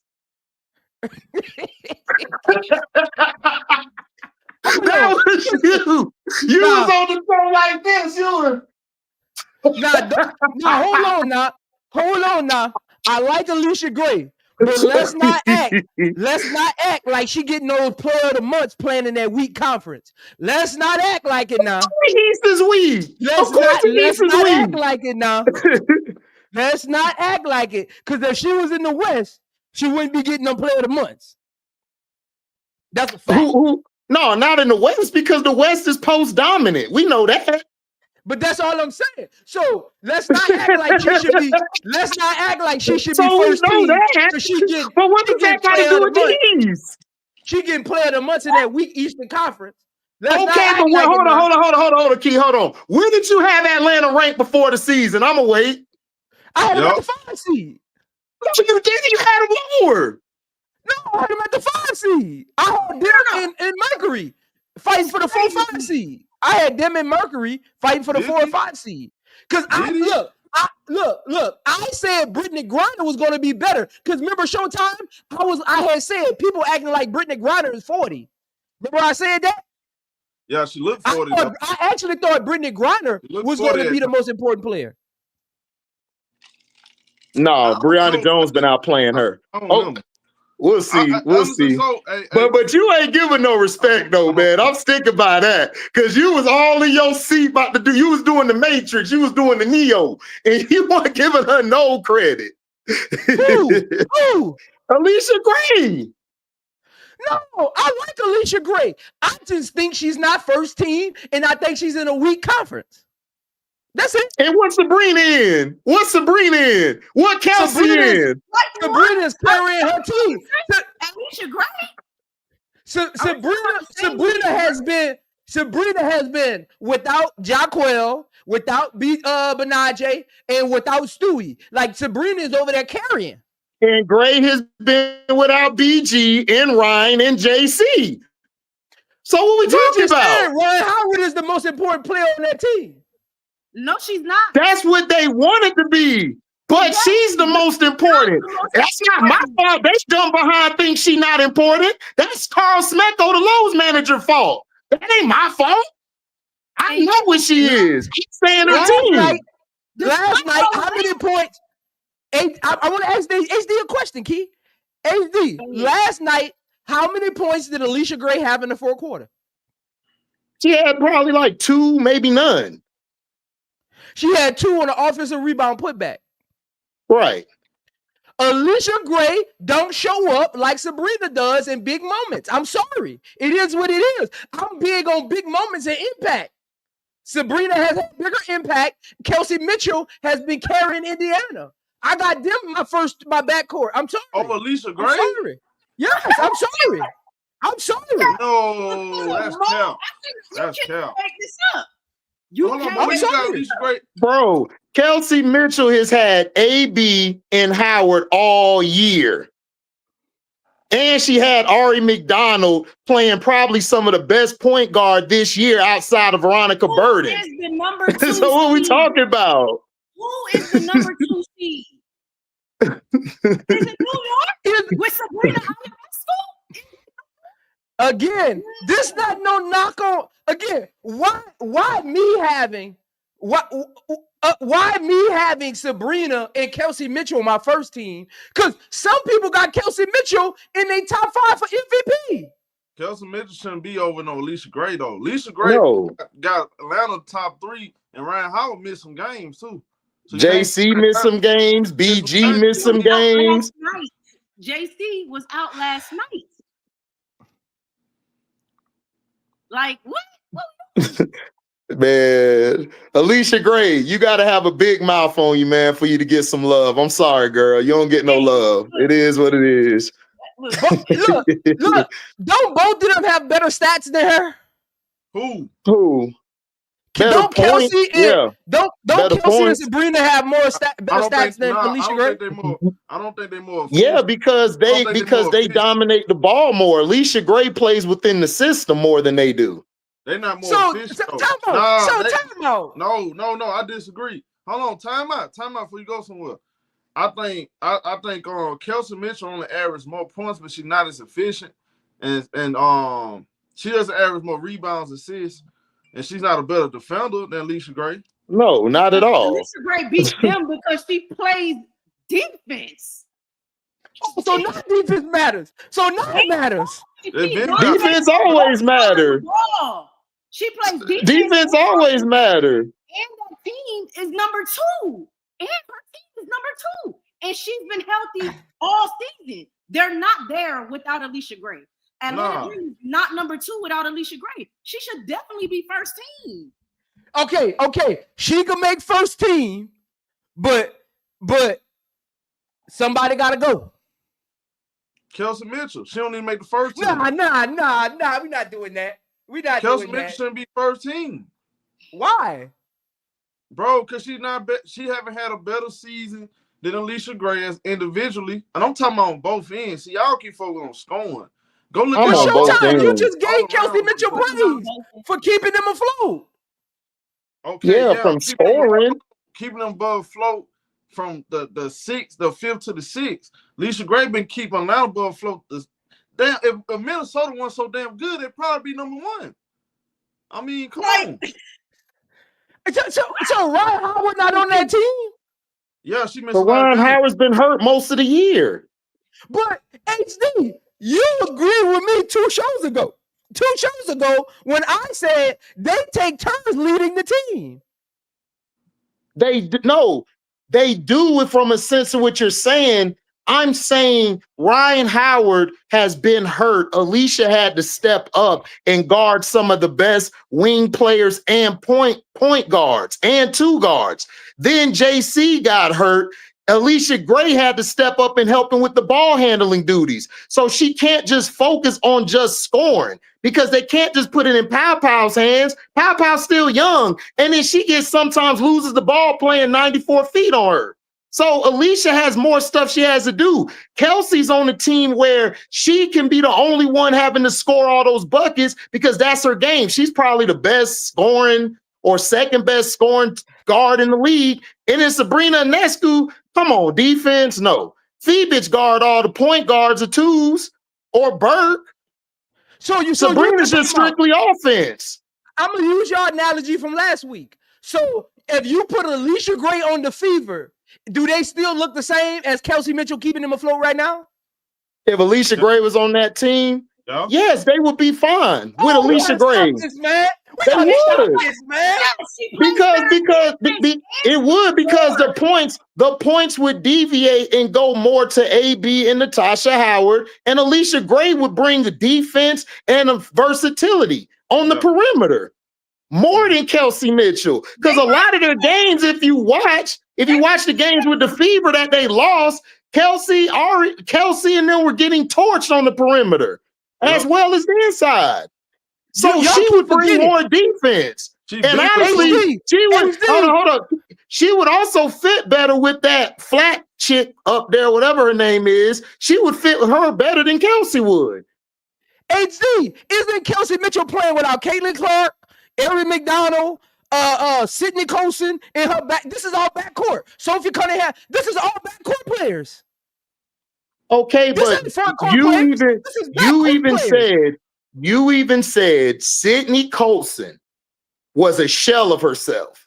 You even said Sophie Cunningham don't bring no D. She just bring half a 3. So she would still be. I understand that, but the way they play, they move the ball more without that girl Cece. And then Sid wasn't really doing nothing. Yeah, she helped with ball handling, but she was terrible. They actually got better when she went down. I don't see it. Like, I love Alicia Gray. But I don't think she's producing at that level like Kelsey Mitchell is. I just don't. What you mean? From a scoring standpoint, I give you Kelsey's better. I told you, scoring, Kelsey's better, but everything else, defense. I'm talking about what she's doing for that team production-wise. Friend, she only averaging 2 more points. What are you talking about? That's a lot of points. Friends, come on. Yeah, that too, yeah. But I'm just saying, Alicia Gray does a lot more than what just Kelsey. Kelsey just focuses mainly on scoring. That's it. Alicia Gray got to do assists. She got to help with rebounding. She got to defend. She got to expend energy everywhere. Kelsey just has to score. So, yeah, scoring-wise, I agree with you. Actually, Kelsey Mitchell's better. But if we're talking about all-around players, both sides of the ball, which you preach, Alicia Gray's better. But AC, you're not looking at it like I'm looking at it, though. Like Kelsey Mitchell is making that offense go. Alicia Gray not that kind of player. Yeah, but I agree with you. Kelsey's I just said it. She's probably the best scoring guard, if not second best in the league. But as far as both sides, two guard or guard period who can also slide to the wing, Alicia Gray's better. She is. Hey, look, There's no disrespect to Kelsey. Kelsey balling. I had to recheck real quick. Actually, Kelsey Mitchell efficiency actually is Kelsey's right scoring. She's a great scorer. It's right there with Alicia Gray, but again, Alicia Gray, she's more all around. She's more well-rounded than Kelsey Mitchell. I don't think y'all get what I'm saying. That's not what I'm saying, Show. I know that. I know that, Kim. I'm speaking in general. I'm just because I said she's more efficient, so I had double check, and I see they actually around the same. Kelsey Mitchell shooting 45, Alicia Gray shooting 44.8. So Kelsey balling. Alicia Gray shooting 39%, Kelsey Mitchell shooting 38.6. So that's basically 39. So they actually almost, But for her to be right there with her and playing both sides of the ball and expending way more energy than Kelsey Mitchell. Now that's what they separate. But y'all keep going to that. Why you and HD keep going to that? Had injuries. So what? That Kelsey. So what? Alicia Gray had injuries. What you mean? So what? You can't. I'm saying that out the conversation. Like Alicia Gray had injuries too. So I mean, I'm just saying. Why you and HD are trying to act like that's not part of the conversation for who makes all WNBA first team. No, Kelsey. Okay, but what are they? If you looking at the first team, I'm looking at it. I look at both ends of the floor. I'm not looking at just one thing. Yes, Kelsey Mitchell has been carrying the burden as far as scoring. Alicia Gray, that's not her game. She don't have to just score. She can do other things. And that's what they're asking her to do. That's all I'm saying. But HD is not just scoring. HD, Kelsey is hitting big shots for them to win games. Kelsey's getting steals on the other end. That's what I'm talking about. Total. Y'all looking at it from she plays better defense and their production on offense is the same. That's not how I'm looking at the situation. That's why I keep saying I'm not hating on Alicia Gray. I'm looking at the totality of what they mean to their teams. We can't play hypotheticals. With Kelsey Mitchell, looking at their responsibilities. Yeah, hold on. Go ahead, Prince. I'm listening. Go ahead. I'm just looking at what Kelsey Mitchell's responsibility is for the Fever this year. We can't ignore that and say as well, Alicia Gray plays defense. Kelsey Mitchell's carrying Indiana. She's keeping them afloat without their whole entire backcourt is going. I sound like Angela Bassett on Black Panther. The whole entire backcourt is going. All right. So are we not going to acknowledge that? Yeah, but listen, hold on, y'all. Hold on, let me respond. I'm not, you're misreading and hearing what I'm saying. I'm not taking away from Kelsey. I've been the one advocating for Kelsey from the beginning. I was getting attacked for saying she's better than Kennedy Carter at the beginning of the season. So yes, I see it. I'm just saying Alicia Gray has lost their starting point guard, just like she lost hers. She lost her running mate in Ryan Howard, just like she lost Sid Colson and them. Both of them dealing with the same thing. Kelsey Mitchell, yes, you're right. Bigger moments, better scorer. I've said that. But as far as the other things, Alicia Gray has been just as good, if not better. She's been distributing the ball. She's been defending the person she needs to defend. She has brought Pow along, her leadership, and taken a back seat at times in the game to help her other teammates. She's done that, and she's made some big shots in games too, when she needed to get the team going on the offensive end. So again, Alicia Gray, I got right there. Showtime, can you pull up their defensive ratings? What's their defensive ratings? Because I think that defensive thing is being overblown too. I need to get some facts on that. Yeah, okay. I know Alicia Gray played defense, but Ryan Howard is usually guarding the best wing. Yeah, but she's been hurt. She just got back 2 games ago. Because remember, HD, we covered that game. Ryan Howard is the one that guarded Caitlin Clark. Yes, and that's what I was saying. Ryan Howard is the better defender. She's a wing. She's always been a better defender than Alicia Gray since Kentucky. So I'm saying she's been hurt just like Kelsey has lost her players, but Kelsey don't have to guard the best player. Alicia Gray has to guard the best perimeter player. That's all I'm saying. HD, like last night, I'm gonna tell you this. Before last night, I had Alicia Gray above Kelsey Mitchell, but after watching the game last night, it started hitting me. Like, and I started going back and looking at numbers and stuff, right? Like, Alicia Gray isn't asked the responsibility that Kelsey Mitchell is. Like, Alicia, this is what I mean. Last night made me realize this. You can't put the ball in Alicia's hands and tell her go to work. That's what last night made me realize. I agree. Yeah, I agree that. But I always knew that about Alicia Gray. What that got to do with her making first team? That's all I'm saying. I agree with you. I'm not disagreeing with you. But no. That's why I got Kelsey Mitchell just a notch above her for first team. Because I bring that into both. Honestly, I would put both of them first team. But Sabrina not first team over either of them to me. Nah, Sabrina gonna automatically make it. She gonna. No, I know that. No. I know that. Generally, yes, you're right. But I agree. Kelsey and Alicia Gray, I would have both at the guard position on my first team. I would. They both have been great for their teams. I'm not arguing with you. That has nothing to do with Kelsey. Yes, Kelsey has more responsibility, but Alicia Gray's been holding it down. Those two, though, it's not going. Sabrina's a lock. It's going to come down to those two and how the voters view it. And I'm telling you, they going to say Kelsey Mitchell had a bigger responsibility. And if Indiana stays where they are, or if they get that, because I think they only one game out of the seed atop of them. That's like, one game, yeah. Yeah, if they kind of stay where they are with all the issues they having, with all the issues and what they were projected to do with this team, if they stay where they are, I think that's going to play into the voters' mind on who gets that second spot for the backcourt. But I even said it's going to be Asia. It's automatically going to be Asia, AT, and Fee. I understand that, but if they're going off of that, it's just because they mainly watch Indiana. But if you're going off of what you're supposed to go off to is the team record and the consistency all year, I'm going with Alicia Gray. I just am. Even though I love Kelsey Mitchell more, but I'm going with Alicia Gray. She's been consistent on both ends of the floor. She has.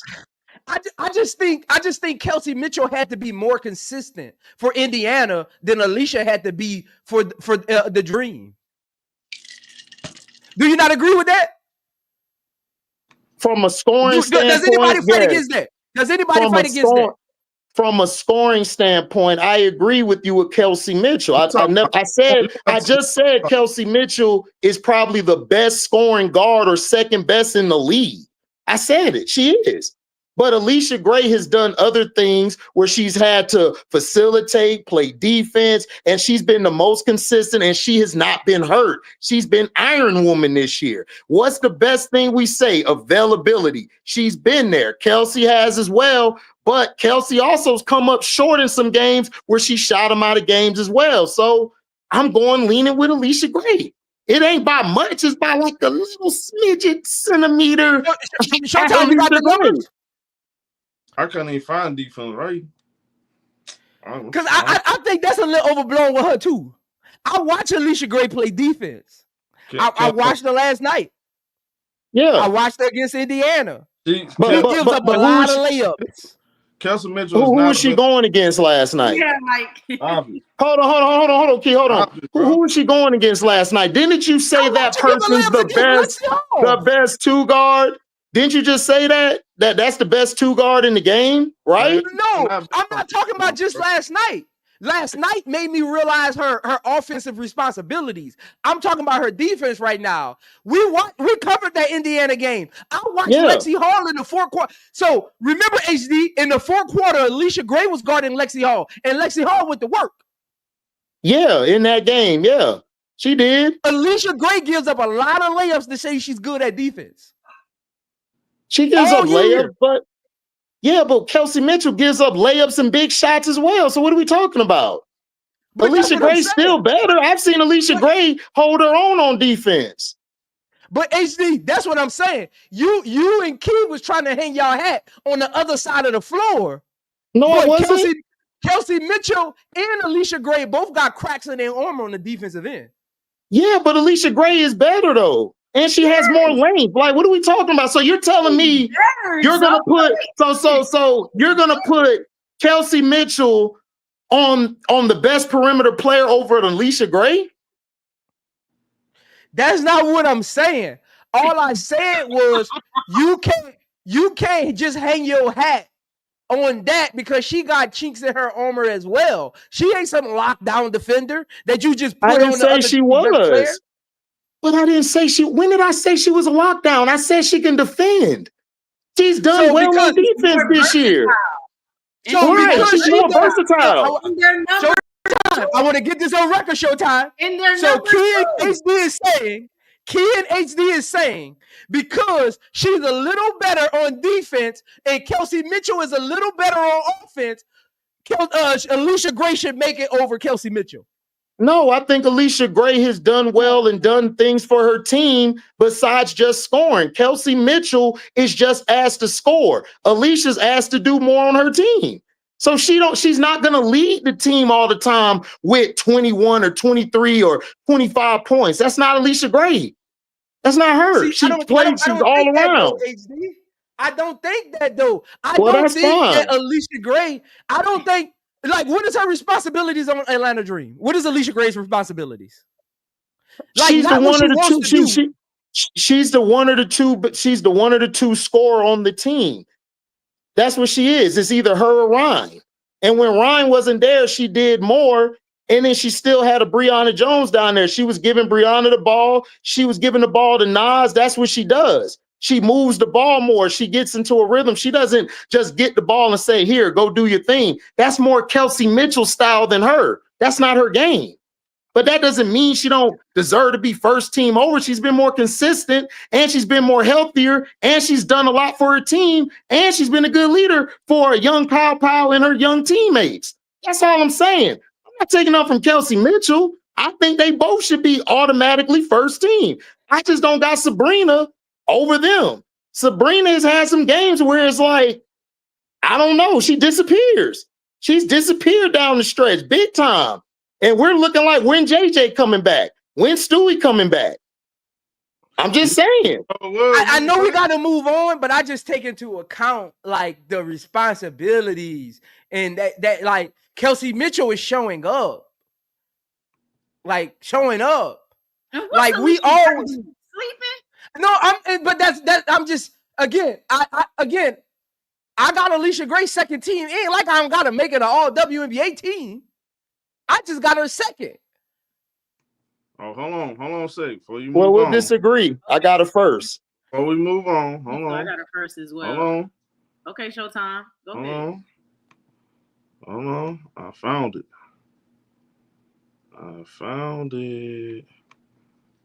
I got Alicia Gray first team. Hold on, it's loading up right now. Hold on.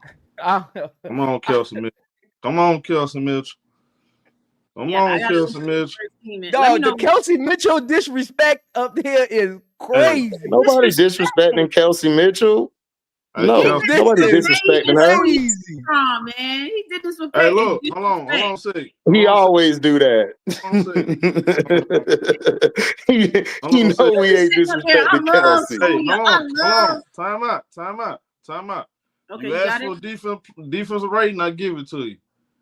Kelsey Mitchell defensive rating, it's a 101.1. Alicia Gray, it's an 89.9. You cook. Thank you. Next question, Key. Hold on. Can I sit my? Hold on. Are we talking win shares or like the team rating? I said, oh my gosh, dog! I told you, Key. She should know love. I'm just asking. He don't give. I told y'all. I'm just asking. I pulled up the defensive rating. I gave you the defensive rating.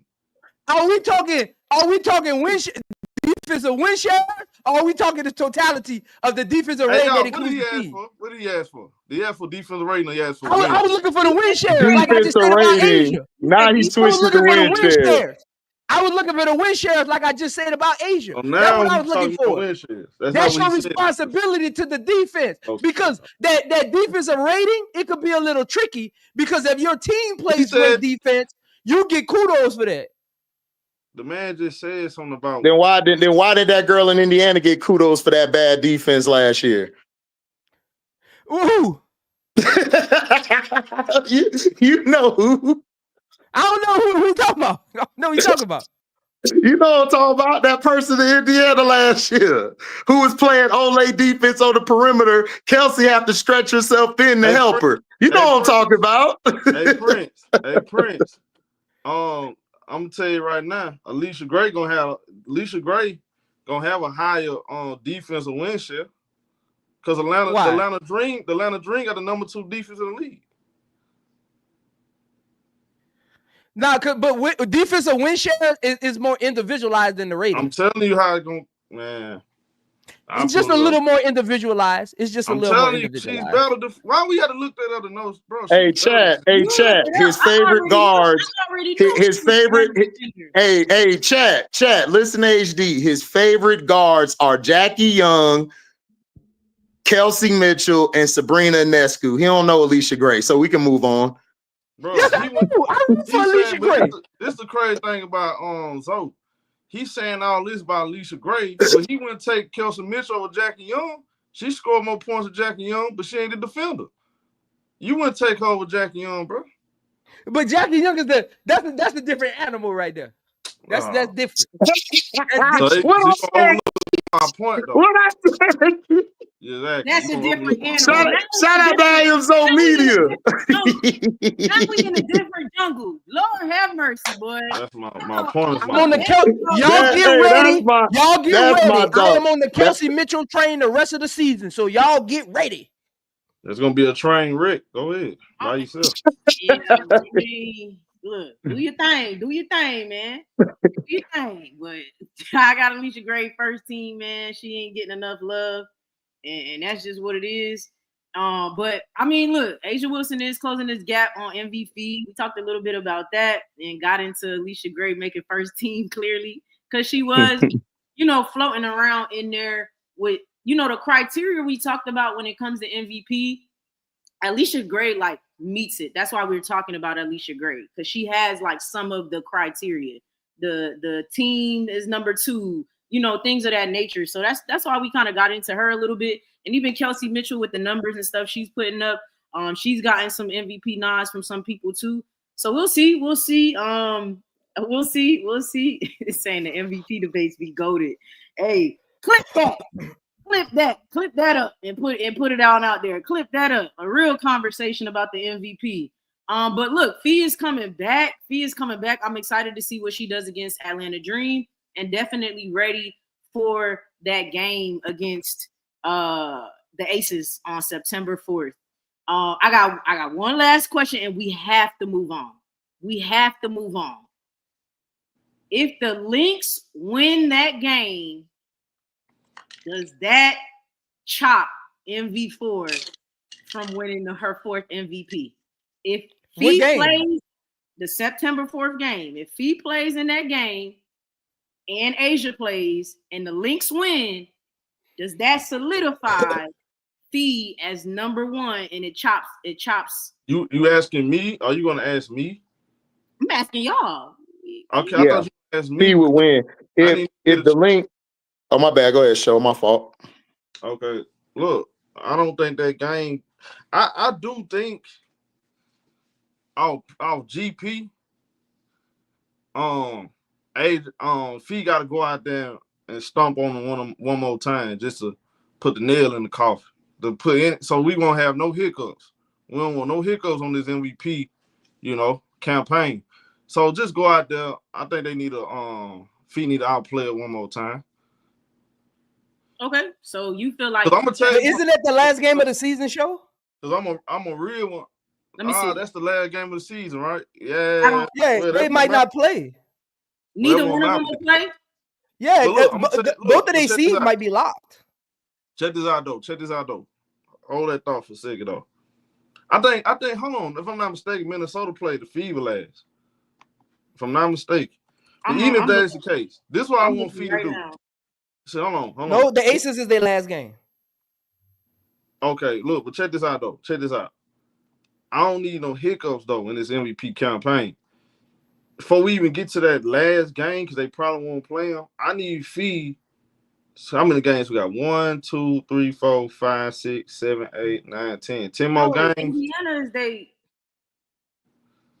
No, because our last game is Los Angeles. No, they played a. No, you wrong, Zone. Yeah, Golden State is their last game. Golden State the last. This the It's hella games. Yeah, They played. Hold on a second. They played the Lynx on the 4th. That's what I said. Yeah. So no. Okay, what's the last game of the season? It's against September 11th. September 11th, and Aces play the Sharks, and Minnesota plays Golden State. So the 4th. So the September 4th game, it'll probably still be there. Oh yeah, Asia gonna put belt there. You got the show. Like I said, the next man, look, bro, all that sound good, man. Hey, just because even if she do outplay that one game, Fee already outplayed the other 2 meetings. So let's keep it real. Like I said though. All I need Fee to do, go out here and close out the season strong, just like you started out the season, and she got the MVP. Now, if she come out here and have mediocre 9 games, then that's gonna make the voters really have to sit down and think. I mean, let's be honest, because you know how it's going. Because let's be honest, Asia have a fair argument if they end up number 2. And she playing really good. They have, because people care about. It's not just how I always say this. It's not how you start. It's how you finish. You feel what I'm saying? See, the momentum already shifted to an age away. If Fee go ahead to have 9 mediocre games, and Age out here dropping 30 balls, 15 rebounds, 5 blocks, making it look easy, that's gonna persuade the voters to say, man, look. Asia number 2, and she finished off the season, established herself as by far the best player, best production across the board. That's gonna have them really say, man, we might have to give it to Asia. So as long as if Asia continue to play as she playing, Fee come out here, continue to play like she been playing, and maintain, the number 1 seed, of course, it's gonna be Fee. Okay, I got you. HD, what you got on that? If in that September 4th matchup, they win, Minnesota Lynx wins, do you think that solidifies and just it stops that momentum, that MV4 momentum? Do you think that stops it?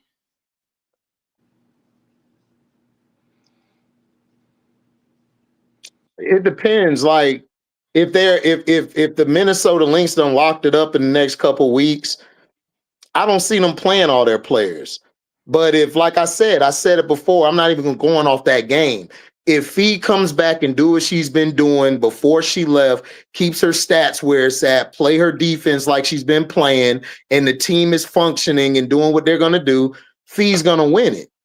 But if Asia keeps, Asia's like how she's playing, if Asia keeps doing what she's doing, and Fee comes back and just slightly tailors off, it don't even have to be by that much. It's going to be AJ. It's going to be A4. MV4.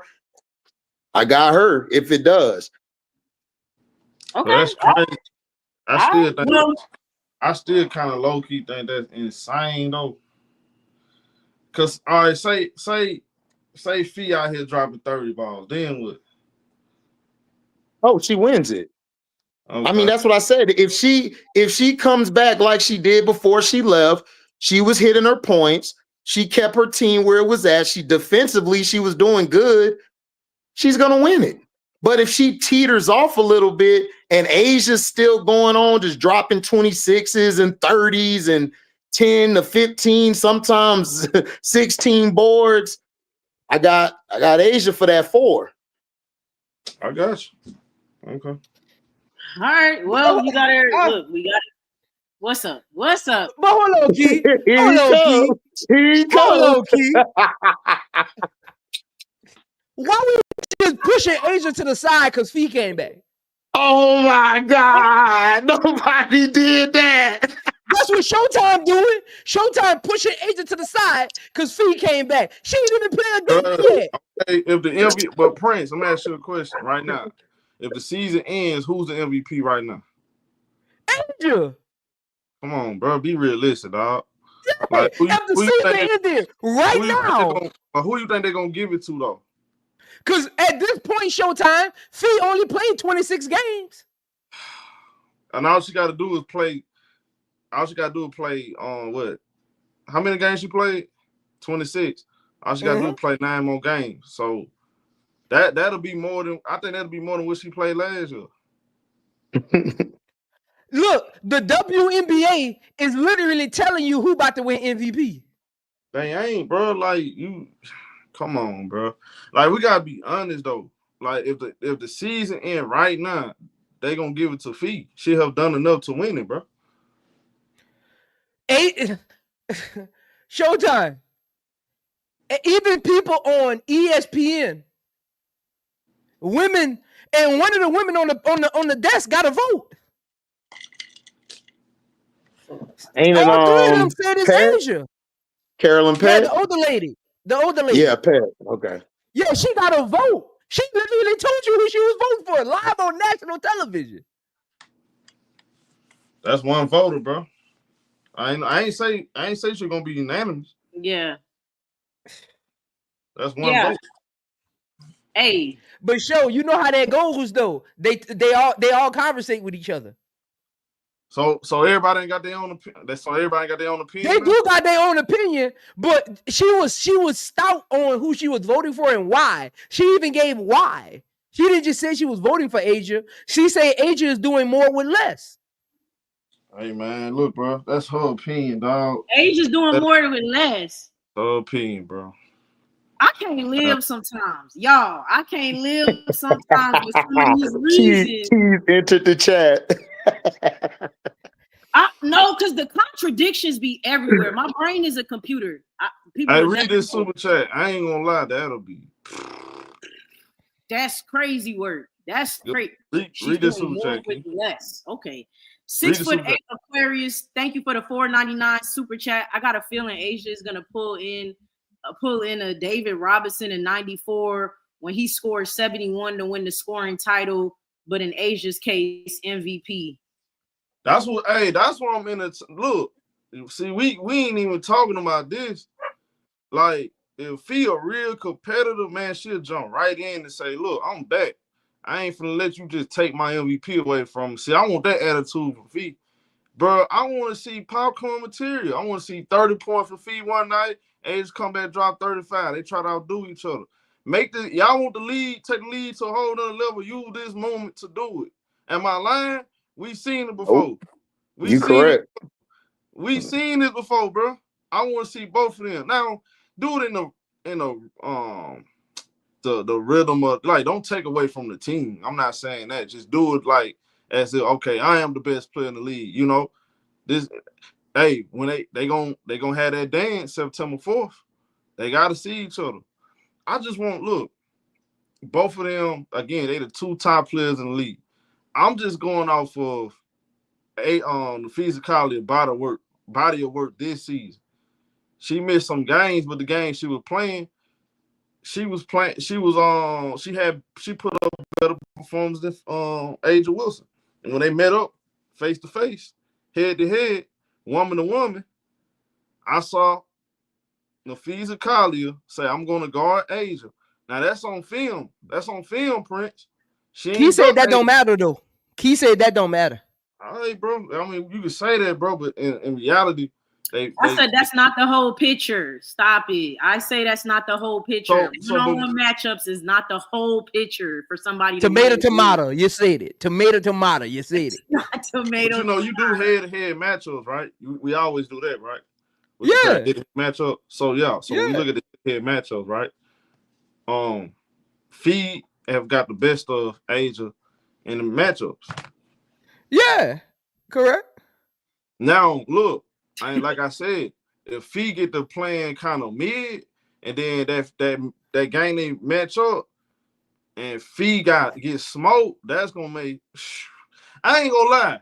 If Fee come out here and drop 40 on Fee, like that. You mean Asia? You mean Asia? I mean, either one of it. I mean, they both capable of doing it. I mean, I just seen both of them do it. So I'm just saying, it'll be crazy though. Like I expect some high level basketball at the end of the season from both of them for real. I just know Asia for the challenge though. I gotta see with Feet. I gotta check her temperature, make sure, you know, because she ain't never been in this position before, show. I know she ain't never been in this position before. I hear players talking about, oh, I don't care about the MVP. I'm just trying to win. Look here, baby. This is a once in a lifetime opportunity right here. Look, you might not have another opportunity to win the MVP. I'm not saying go out there and play for it, but at least play like you do got pride in yourself. You care about your legacy. You feel what I'm saying? Go out there and collect. You got MVP in a rival, MVP in All-Star game. I hope she do care about it, low-key. And I hope she's saying, look, this is my season. I'm going to show everybody I am the best player in the world. I want to win an MVP, and I'm gonna finish my story. We got robbed in the final last year, and we're going to win this year. That's the attitude I want from Feet. Can you stop saying that? You putting out false information, man. They did get robbed. Who else? Come on, bro. Everybody saw they got robbed, bro. Everybody. They got robbed broad daylight. Count, folks. 1080p. Showtime. It shouldn't even went to game 5. But it did, though. Key, ain't nobody talking to you. I say Showtime. I didn't ask you to collaborate. Now you know names. Everybody saw that. Now you know names. When I say Showtime, okay, now you know names. Okay, good. I didn't ask you to see. This is what y'all do. This is what y'all do. I've been paying attention. This is what y'all do. This what y'all do. Every time I say something, y'all won't try to find a way to agree with each other. First of all, it shouldn't have went to game 5. Who should be MVP? Me and Showtime don't even know who should be MVP. What? I'm showing AT love unlike everybody else. What we doing? That man but Key, you be contradicting yourself because Showtime. Never. I don't know if you was on excuse the takeover earlier, but Key said, hey, Showtime. Key said that AT should win the MVP over Fee because in they head-to-head, AT beat her and told her this is my house. But now she don't want to use it, Showtime. Now she don't want to use it. I did not. Now she don't want to use it. That's not what I said. That's what you said. Bro, you asked me if Asia beats AT in a head-to-head matchup, does that make Asia the MVP over AT for me? Because I got AT. I said no. It's the whole picture of the whole season for me. It's not just one matchup. That's what I said. But Key, that ain't the part I'm talking about, Key. That was a question. When you gave your little inaccurate soliloquy, you said that head-to-head, AT, this was your words verbatim. You said AT told Fee, this is my house when they was head-to-head, and that's why you got AT winning the MVP. But now you don't want to use that argument. That's not what I said. I said that's why I have AT. Here you go trying to pull your skirt. Twist my words. You twisted my words. That's not what I said. I ain't twisted nothing. You wasn't even talking about feet earlier. You wasn't even talking about feet earlier. Like what? Look, if anybody was on excuse to take over earlier, can you put it in the chat? If Key said that, if Key said head to head, AT told Fee, this is my house, and that's why she got AT for MVP. But all of a sudden, she get on the show, she get on Star Who's Central with Showtime, and she won't act brand new. And I still got AT. Well, first of all, man, she can't be bought and paid for, bro. You trying to buy her? Buy her off. So hey, look at the chat show. Look at the chat show. Look at the chat show. That's not what I said, bro. That's what you said, Keith. Listen to me. I cannot help the fact that Bush left some of y'all behind. I cannot help the fact that is extremely hard for y'all. Look, and I'm not gonna make no excuses for that. I'm sorry Bush left y'all behind, but I did not say that. Look, competition is everything, bro. Hey. It's going to be funny when I clip that. I'm going in there tonight, y'all, and I'm clipping it. This is you gonna be hilarious. Hey, This is gonna be he hilarious. go do it too. That nigga, hey, he that petty. You know what He that gonna do? petty. He's He gonna that clip it. petty. He gonna clip it. He gonna put it in his post, and he gonna ask me like I care when I know what I said. I did not say that. I know what I be saying out of my mouth. I did not say that. Hey, HD. At the end of the video, I'm gonna have that dog with his face like this. Look, hey, do what you will, man. Again, I can't help what Bush did to everybody, bro. I cannot help Yo, it. bro, I'm done with you, bro. I'm just one person. I can't help what Bush did. If y'all can't comprehend well, that's not my problem to change the way I communicate. Well, man. See, hey y'all, that's why I'm glad Excuse the Takeover and Star Hoop Central is on different days, because Key get to be Key during the week. But when apparently we can't do Star Hoop Central and Excuse the Takeover on the same day, because she come with a whole different persona. Because you literally had that segment earlier, but now all of a sudden you will act brand new. Everybody ain't got to agree with you, bro. Yeah, that's not. Everybody agree. Key said that. I did not say that. Stop saying I can't wait to clip this. You can clip it all you're gonna clip is me bringing up the fact that AT had won the matchup against Fee, but I never said that's why she should be. This man trying to he over here trying to he's trying to buy votes. I say that's why yep. she should be MVP. Yep. Okay, I did not say that. I said so Key, why is AT your MVP? Bro? What are we Why doing? is AT your MVP then? Bro, we go through this every single week, and I'm not. You're gonna ask me the same questions about Who's got a triple double? No, that's not why. It's the entire picture for me. It's not just one thing. It's look. I get that for you. Matchups. I think first of all, percentage wise, I think matchups for you was like 50% in stat. No, it's about 35. About 35. It's a high percentage though. See, it's kind of like credit, y'all. What affects your credit? Some stuff is higher than others that affect your credit. For him, matchups affects your MVP more than maybe for me. That's all. We all different, got our different criteria and what has to do with it. But listen, MVP, we about to see Fee is coming back, and I'm excited to see what she does. Are you covering that game, Showtime? Which game? The Fee game back. Are you covering that or no? When is that? Tomorrow? Yeah, against the Dream. Well, we playing. We got to play against Chicago. So I'm gonna be. We gonna cover Chicago. Okay, you gonna cover Chicago? Yeah, I know. I'm gonna give my opinion on it. Because I'm gonna keep up with them. I was just checking. Sure. I'm definitely gonna keep up with them. Yeah. And then I know IMZone Media is definitely going to cover the Aces tomorrow. So y'all make sure y'all go over to IMZone Media and check that out. And the Las Vegas Checkers. That's what they are. Hey, you always gonna have a hater in your midst. You just gotta suss him out. That's all. You just gotta suss him out. I mean, look, while we talking about MVPs and superlatives, we got to talk about Defensive Player of the Year. I need to get who is y'all's Defensive Player of the Year. The defense player of the year is A'ja Wilson. And y'all, I just cannot. I've been doing my research. I've been watching games. I've been watching all of the candidates very closely. I think the candidates are A'ja, Gabby, Fee.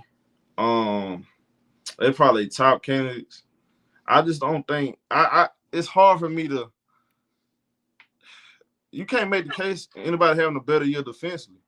By the way, if I'm not mistaken, let me hold on. Give me a second. Let me go back to this real quick because I'm about to make just to solidify my argument. Well, I see Seattle is top 4 defensively. I just think A'ja Wilson. I don't know. Who can you really make a serious case that they are defensive player of the year? Because A'ja is number 1 in blocks. I think she's top 3 in the steals, if I'm not mistaken, 2nd in defense. Okay. So and then I look at. Okay, I'm listening. Like the win shares. What was that stat, Prince? What was her win share? defensive win share or something? Asia? Yeah. Number one. Asia got the number one defensive rating and the number one defensive win share. I think it's Asia. It's Asia. I mean, I'm not giving it to Fee this year. I think she's the MVP, not the defensive player of the year. I think it goes to Asia. Okay, what you got, HD, for defensive player of the year? Before Kayla got hurt, I had Kayla there, but Kayla got hurt. Ryan was in my consideration because she was doing good early in the season, and then she got hurt. So Asia, I would have number one. Gabby's kind of disappointed me because she's been getting beat a lot on the dribble drives, and she's been getting beat on the switches. And I don't think it's just her. I just think it's just Seattle It's like Seattle just, I don't know what it is. So I don't have her that high. To me, is Asia's the win because ever since the halfway point, Asia's defense has just been crazy. She's been covering the blocks, the elbows, the wings, and then for people to say that she can't guard the guards, you didn't watch Asia at South Carolina. Asia always could guard all five people. So I don't know where y'all been at. I think y'all been kind of slow. You know, like Key said, y'all were left behind by Bush, and some of y'all was on that short bus while I was on the big yellow bus. So hey, it is what it is. So, but another person I would put in there, like in like the top four, I would go with Elena Smith. I know people are not gonna like it because it's not a sexy pick. Elena Smith has done very well for that team since Fee's been gone. And she don't get the credit. And I think it's because, you know, everyone's like, they just don't see it or anything. But her defense has been amazing, especially against Jaquel Jones. The first two games they played this past weekend, she's done a great job. So, but I got Asia, like it's by a landslide. And Ryan Howard would have been in there, but she got hurt. So that's all I got right now. Yeah, Ryan Howard would have been in my top 5. I still don't think. Yeah. Again, it's hard, and I'm not just trying to. I'm just keeping 100. I watch games. When I say we all four us watch all the games, we love it. We love this SHIT. So I'm paying attention to everything. I'm looking at from a who control. I'm looking at this too. Who controls the game with defense? Yeah, like Asia. I ain't seen nobody else falls like the candidates, you know, because when the defensive play, I know some people say Angel Reese. I don't think Angel missed a lot of games. She's not on the winning team, so they're not gonna give her. Yeah, they're not gonna give it. They're not gonna consider her. Mm-mm. Yeah, as soon as Angel get a good team, she definitely gonna be in the conversation, but it's just not gonna. Because she's on a bad team. So trust me, like Angel gonna be right there in that conversation. Angel gonna win. She gonna win defensive player of the year for sure once she get a team. But I haven't seen anybody else control the game like Angel. And she got the stats. Again, I'm not just looking at one particular category. You know, they give you the award based off of multiple different things. And if you look at the criteria for defensive player of the year, I'm not gonna give it to Fee, even though Minnesota is number 1. I'm not gonna give it to Atlanta Smith. I think individually it's Asia Wilson, number 1 in blocks, defensive rating, win shares, top 3 in steals, number 2 in rebounds per game. Nah, it's crazy. It's insane. And she's a 4.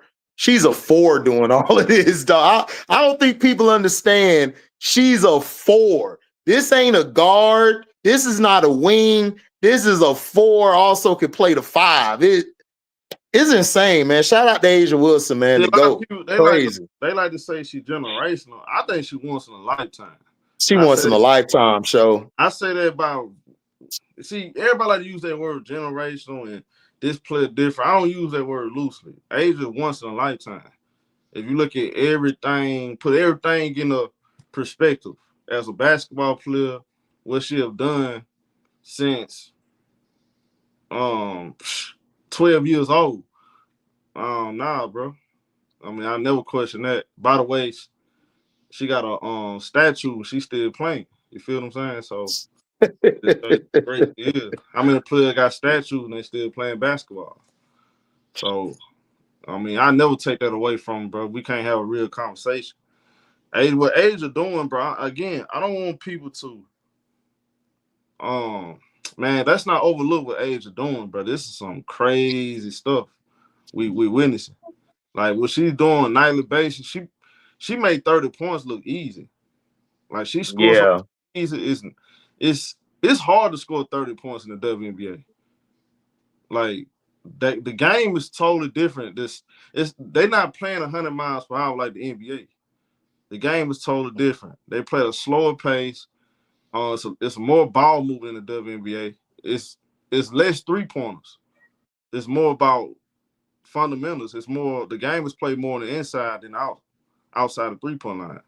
You know, so for her to go out there and put up 30 points, man, the first player in history to score 1,000 points, average 29 points a game, doing some of the stuff she's doing while getting it done on defense. You know how much energy you got to be in tier top shape, and you have to be mentally. That got to be who you are mentally. You can't just have the tools to be a great defender. It starts mentally. That's got to be something you want to do. You know what I'm saying? That's why a lot of players, they got the tools, but they not great defenders like that because they ain't built like that mentally. Asia was, I don't know. She was just trained. She was built to be all-around player. That's just something you probably ain't gonna never see. And you know, Angel gonna be great in her own way, but Angel, like, you feel what I'm saying? She cut different. You feel what I'm saying? So okay, who you got for defensive player of the year, Prince? You don't disrespect me like that. You don't want me to ask you questions? You already know the answer. What are we doing here, man? First of all, do you not want me to moderate? What would it be? Hey, look, this the crazy thing, y'all. I'm about to shock y'all.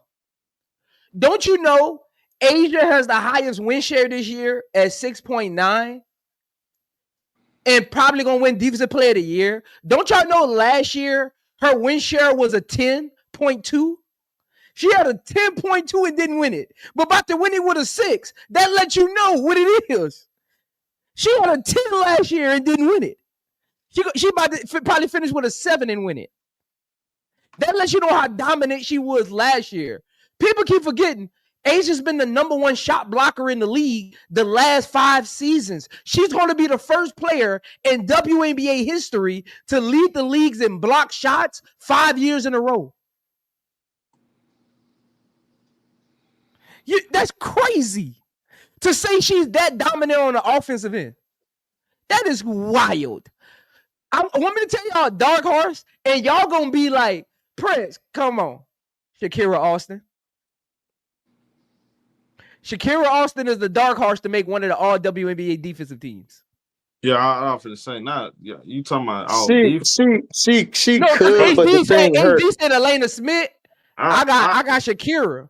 Don't y'all know Shakira is top 10 in win shares defensively and defensive rating? Yeah, but she got to stay on the court. She got to stay on the court, and they got to at least get to like the 8th seed. I don't think she's better than Smith though. She ain't better than Lana Smith. There go them stats again. I don't think she has the knowledge defensively that Elena Smith has because she's still finding her way. No, she don't. But she does. Rim protecting. She can be a dark horse for one of those teams. Like she can be a dark horse. Maybe like you would see coming. Nah, I don't know about that because you got. If she didn't get hurt during that little stretch, then possibly. But I know what you're talking about. She's good at rim protecting, but sometimes she gets beat in the post. But I agree, she's a dark horse. I agree, Shakira. Like her feet. She got some bad. Yeah, she got some. Showtime. With Showtime, guess what? Showtime? She's #3 in block shots since June. Mm-hmm. That's cool. She's good at blocking shots. She's good at rim protecting. Yeah, she's very good. I mean, she can do that, but like one-on-one defense, She's not what you think she is. She got bad feet. She undisciplined. Elena Smith can't guard nobody one-on-one. Yes, she can, bro. She's better. Name the person. Austin. Name the person. Well, you just said in the finals she was taking. Eye test matters. I thought eye test matters. Exactly. So I'm waiting on you to name the person that Elena Smith guarded one-on-one. I'm saying Shakira with the eye test. You could bring up stats, but Shakira with stats and the eye test. Shakira. Angel Reese was frying that girl, man. Them girls can't stop Angel Reese, bro. But Showtime, that's a different argument, though. They only Showtime. They done played 32 games. They done played 35 games and played Chicago 3 times. Even Camilla was out. Even Camilla was getting buggers on Shakira Austin, bro. Like, stop it. And then watch the Mystics games. You want me to go pull up stats? Then the first meeting, one of the first meetings. You want me to go? You sure you want to pull that game? You sure that's the game you want to pull? I'm asking you before we talk about it. I can pull it up, bro. It's no problem, dog. I know I'm not tripping. One Camilla killing them because her and Angel both had good games. Remember the first game? They was killing them girls, bro. What are you talking about? I mean, you don't gotta base it on just Chicago Sky. That's what I'm saying. Like they only play Chicago. They play 35 games. They only play Chicago. This is my thing. This is my thing, right? But Shakira's still not giving me. This is my thing. Not giving me that. Okay. So wait. So hey, Keith, what he really trying to say is Sonny Centron have 2 All-Stars and got an all-defensive performer. That's what he's telling me. So sometimes you gotta let people talk. They'll put their own self in the trick bag. You know that you just gotta let them talk. They talk long enough, they're gonna tell them, they're gonna really tell the truth how they really feel. Go ahead, though. Okay, what that got to do with anything? No, I ain't saying nothing, bro. Go ahead, bro. You got it. What that got to do with Rookie of the Year, though? Key said that don't matter. I just let he gonna make me stop talking around him. Because that's one thing about me. He my words, he gonna make me stop talking. Yeah, I ain't gotta put you in the trick bag. You gonna put yourself in the trick bag here. I'm talking about pretzel my words. I don't be saying nothing he say I'll be saying. It's another key. There is another key. Y'all just have to know that. It's not me though. It's not me. Oh, man. But look, I'm with y'all. I think Asia's defensive player of the year. I think if Seattle was higher, Gabby would have an argument. In my opinion, she would have an argument if Seattle was a higher seed, doing better. She might have an argument, but I feel like it's not many that has an argument against Asia like that. She just really is bodying in the right categories when it comes to defense. And then also when you just watch her play, I think she wins the stats and the eye test. She's killing it. And I feel like, Showtime, you might be right that she wins that and maybe doesn't win MVP. So, Prince, you feel like she should win MVP and Defensive Player of the Year? Yeah. Okay. And look, I gotta ask you, and we gonna move on after this. I noticed Prince say she's gonna win Defensive Player of the Year. She's gonna end off with the 7, but she was at a 10 last year and didn't win last year. I feel like Fee won last year, so I feel like he kind of trying to say that Asia should have won Defensive Player of the Year last year, and you're agreeing that she should win it this year with the 7, but you still don't feel like Fee. You still don't feel like Asia should have won it last year. I had Asia winning Defensive Player of the Year and MVP last year. Okay. Me too. I did too. Yeah. I don't even agree with Fee winning last year. Okay. Yeah, I don't either. I had Female winning the championship, but I had Asia collecting both of them. I look, bro. I think what they did was they looked at the fact that Fee didn't have one, and again, I don't like that the way they vote, because they get caught up in their feelings, They make it too, they get caught up in, okay, this person got 2 and Well, this one don't have any, so we got to make sure we look out for her because Asia got plenty. See, I don't like that. You know, that whole voter fatigue thing. I hate that about sports. If this person is the obvious better choice, you got to go with the better choice. That's what I'm on. I don't care if it's 5 in a row. Okay, if that's the obvious choice, that's the obvious choice. I don't do all that you know, voter fatigue bull crap. Trying to feel bad for somebody because they ain't got one. This person got 2 or 3. That's bull crap. And they looked at advanced analytics. They said Fee had better.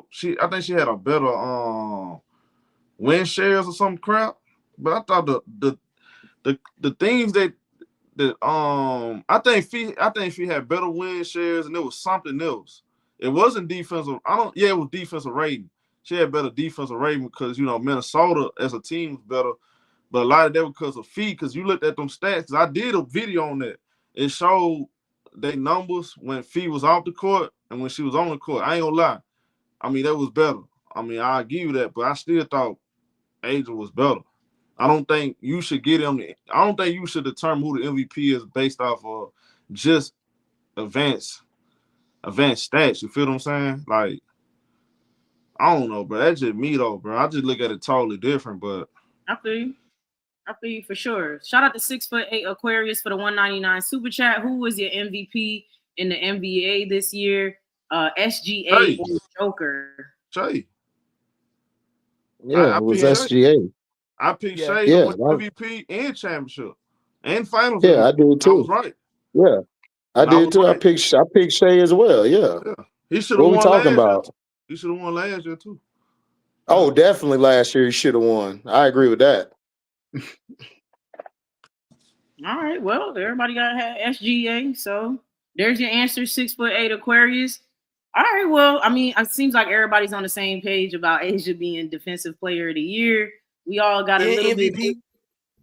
We're not all on the same page as far as MVP, but I thought we were. I thought we were. My bad. I thought we had a kumbaya moment. I thought we were. My bad. I like Showtime say, I didn't read the room.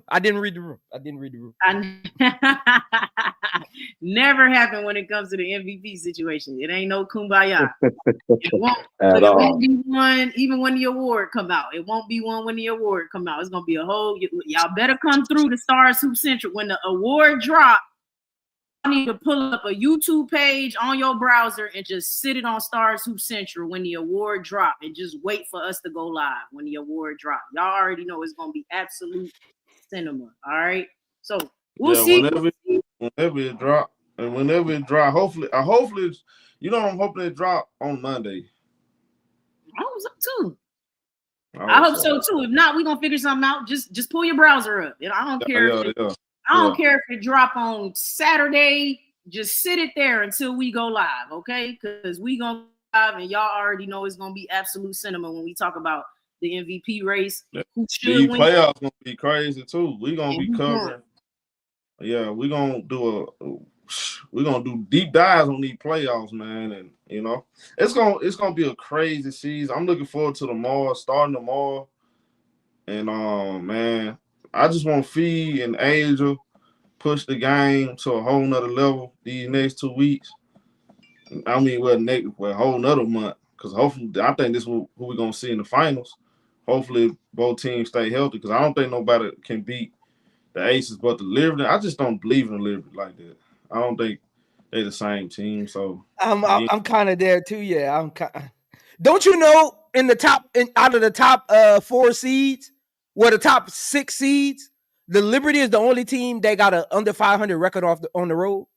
Everybody else is 500 or above on the road. The Liberty is the only team with a below 500 record on the road.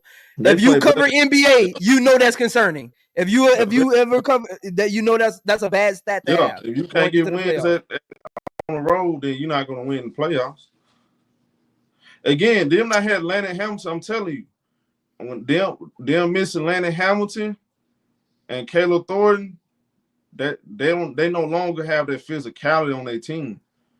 Because Stewart is not a physical player like that. She's not, especially not at this stage. She's more finesse. So you take away them your rough dogs, nah. You know what I'm saying? Now you got to just rely on skill. And it's going to come a point, the game slow down again. They go up against the Minnesota Lynx. I think Minnesota going to take it personal, and they're going to put hands and feet on the Liberty, and they're going to make sure they put them out their misery this time. And if they play the Aces, I think the Aces going to, again, they just lost to them. So what you think going to happen?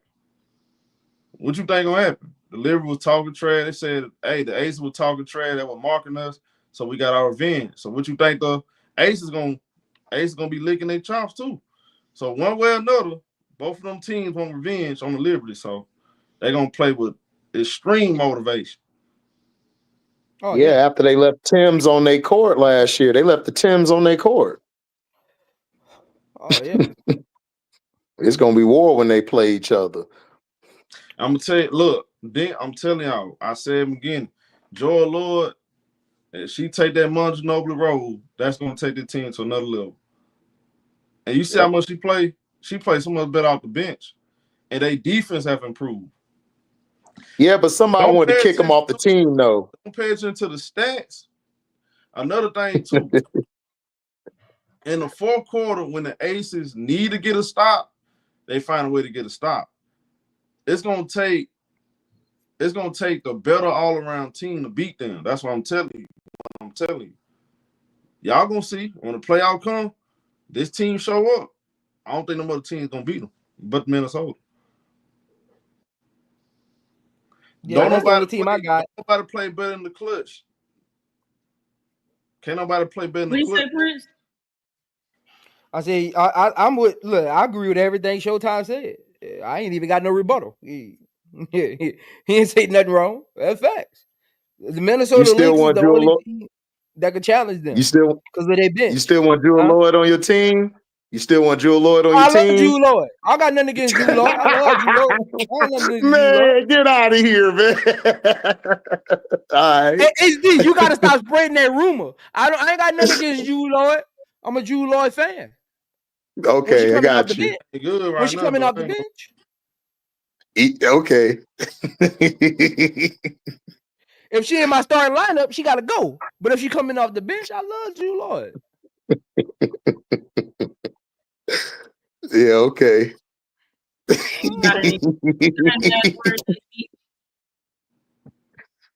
Who that? Oh, I mean, look, like I said, I think the Aces are gonna be a tough team when the playoffs start. I've said all year, Asia been playing. Yeah, she may not have had the numbers in the beginning of the season. They did get blown out.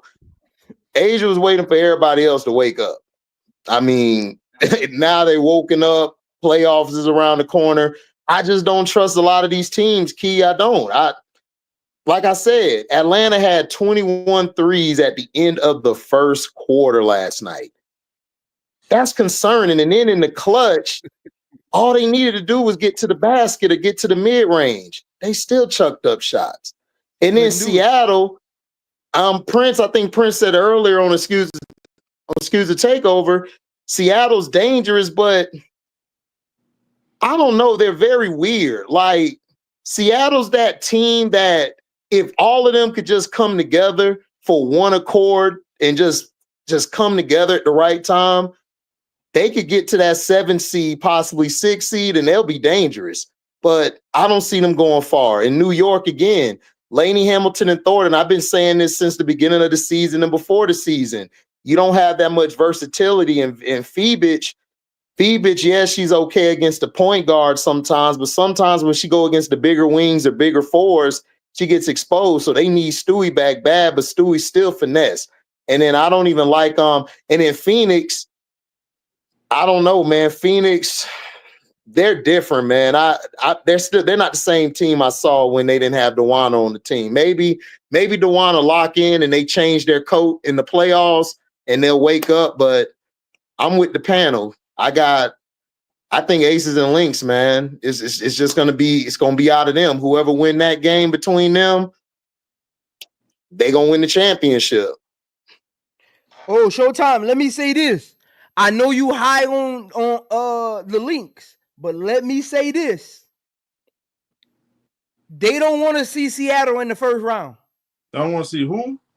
They don't want to Showtime. Seattle, you just got to win 2 games in the first round.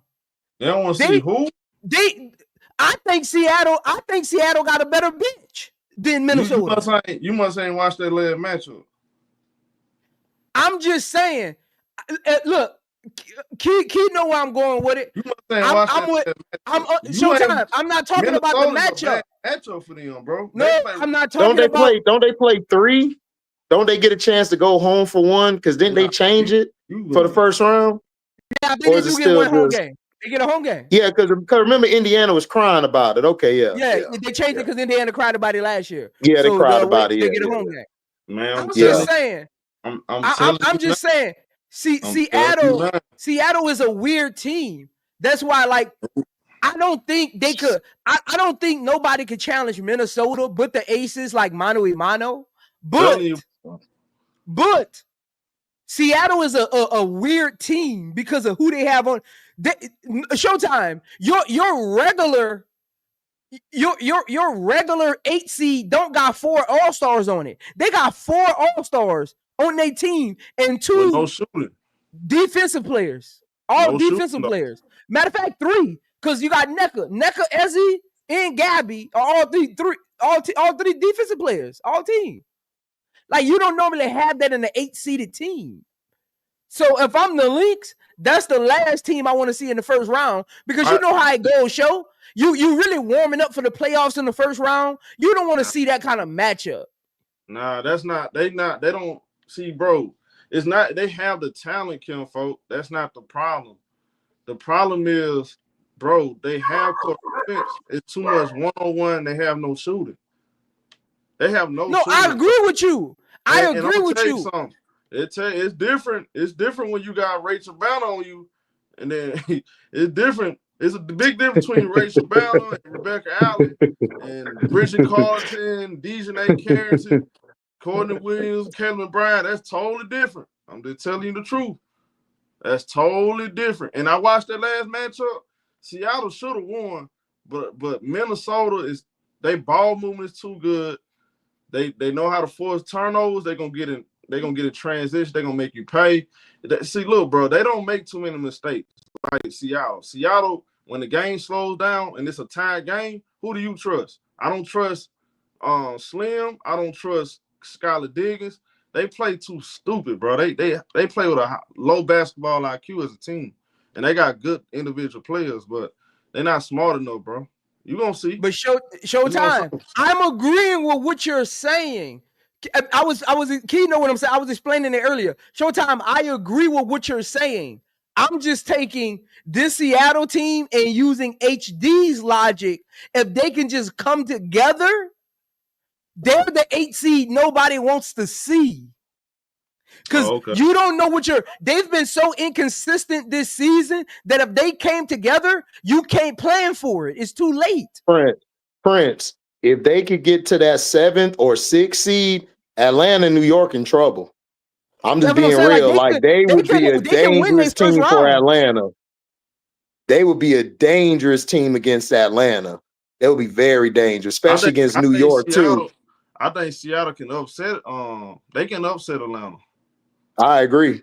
They could possibly. I don't know if they could do it against New York, but they could give New York a big scare because New York is very. They struggle on that perimeter defense. I'm gonna tell you the truth. If Seattle played Atlanta, because their weakness is their front court and they shoot too many threes. I think Seattle will beat Atlanta. They got veterans.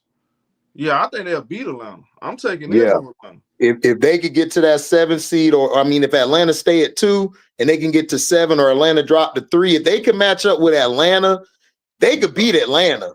Like they could pull a first round upset, and then things gonna be interesting in the second round if they could do that. Yeah, I'm taking Atlanta.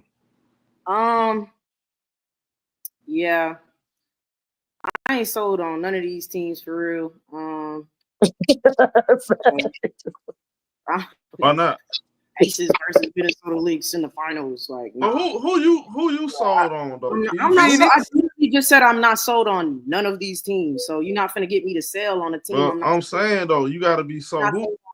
Who you think right now? I mean, who you think is the Who you see? Minnesota Lynx is a lock. Like they're a lock. They're a lock at number 1. And then after that, it's like who's next up? I mean, that's it. But there ain't no team for me that's like, yeah, it's gonna be you, or it's gonna be you, gonna be you. I'm with you, HD, with Atlanta. Honestly, Atlanta issues to me is Ryan Howard. Every single game they lost down the stretch, Ryan Howard takes the last shot. Every single game. Like, this season he will take the last 3 shots of the game every time, trying to be hero, be the one to win the game or whatever.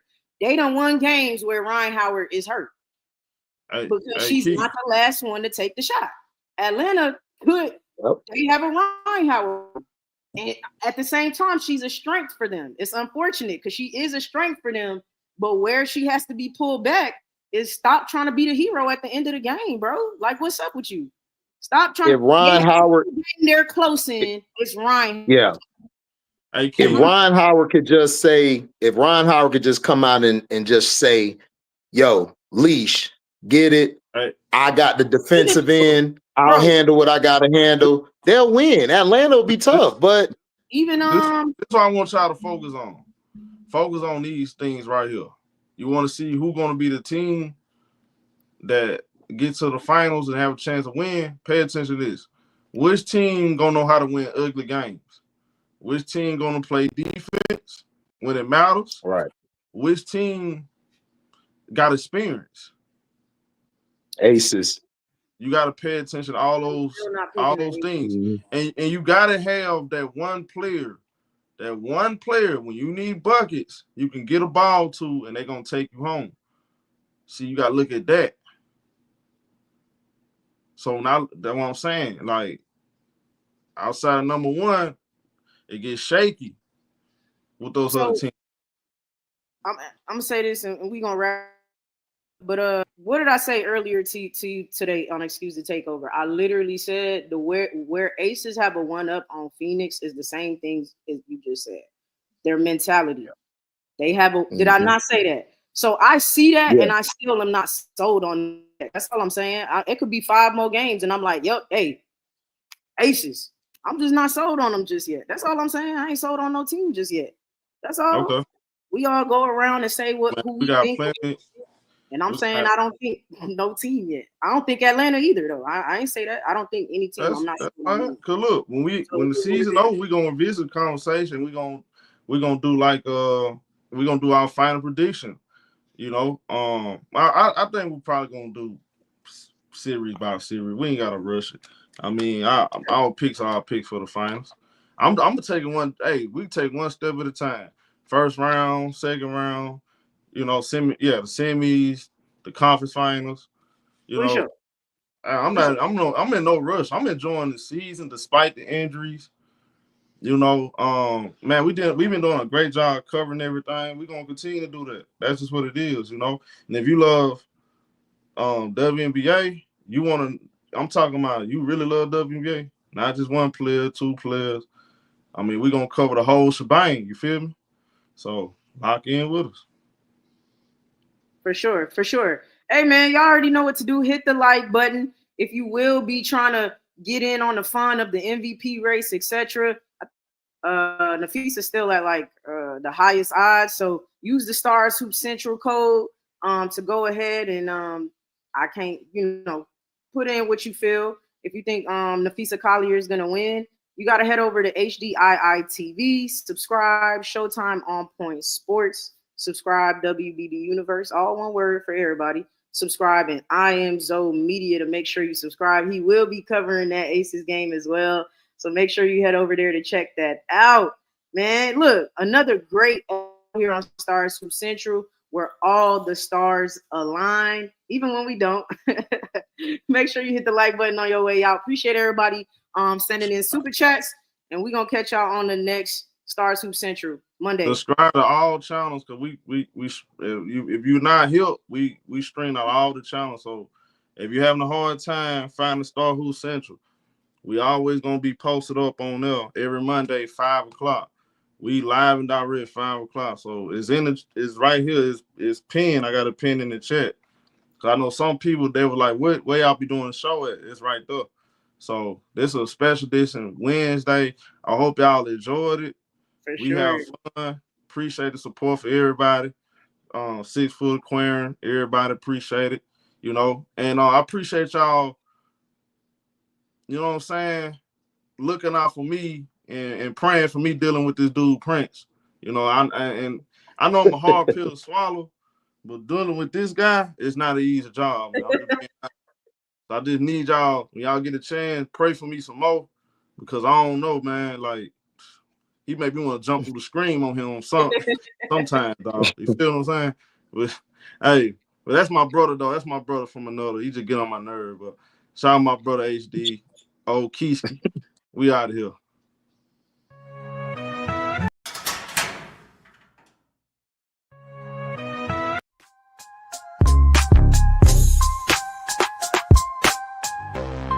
Yeah, learn.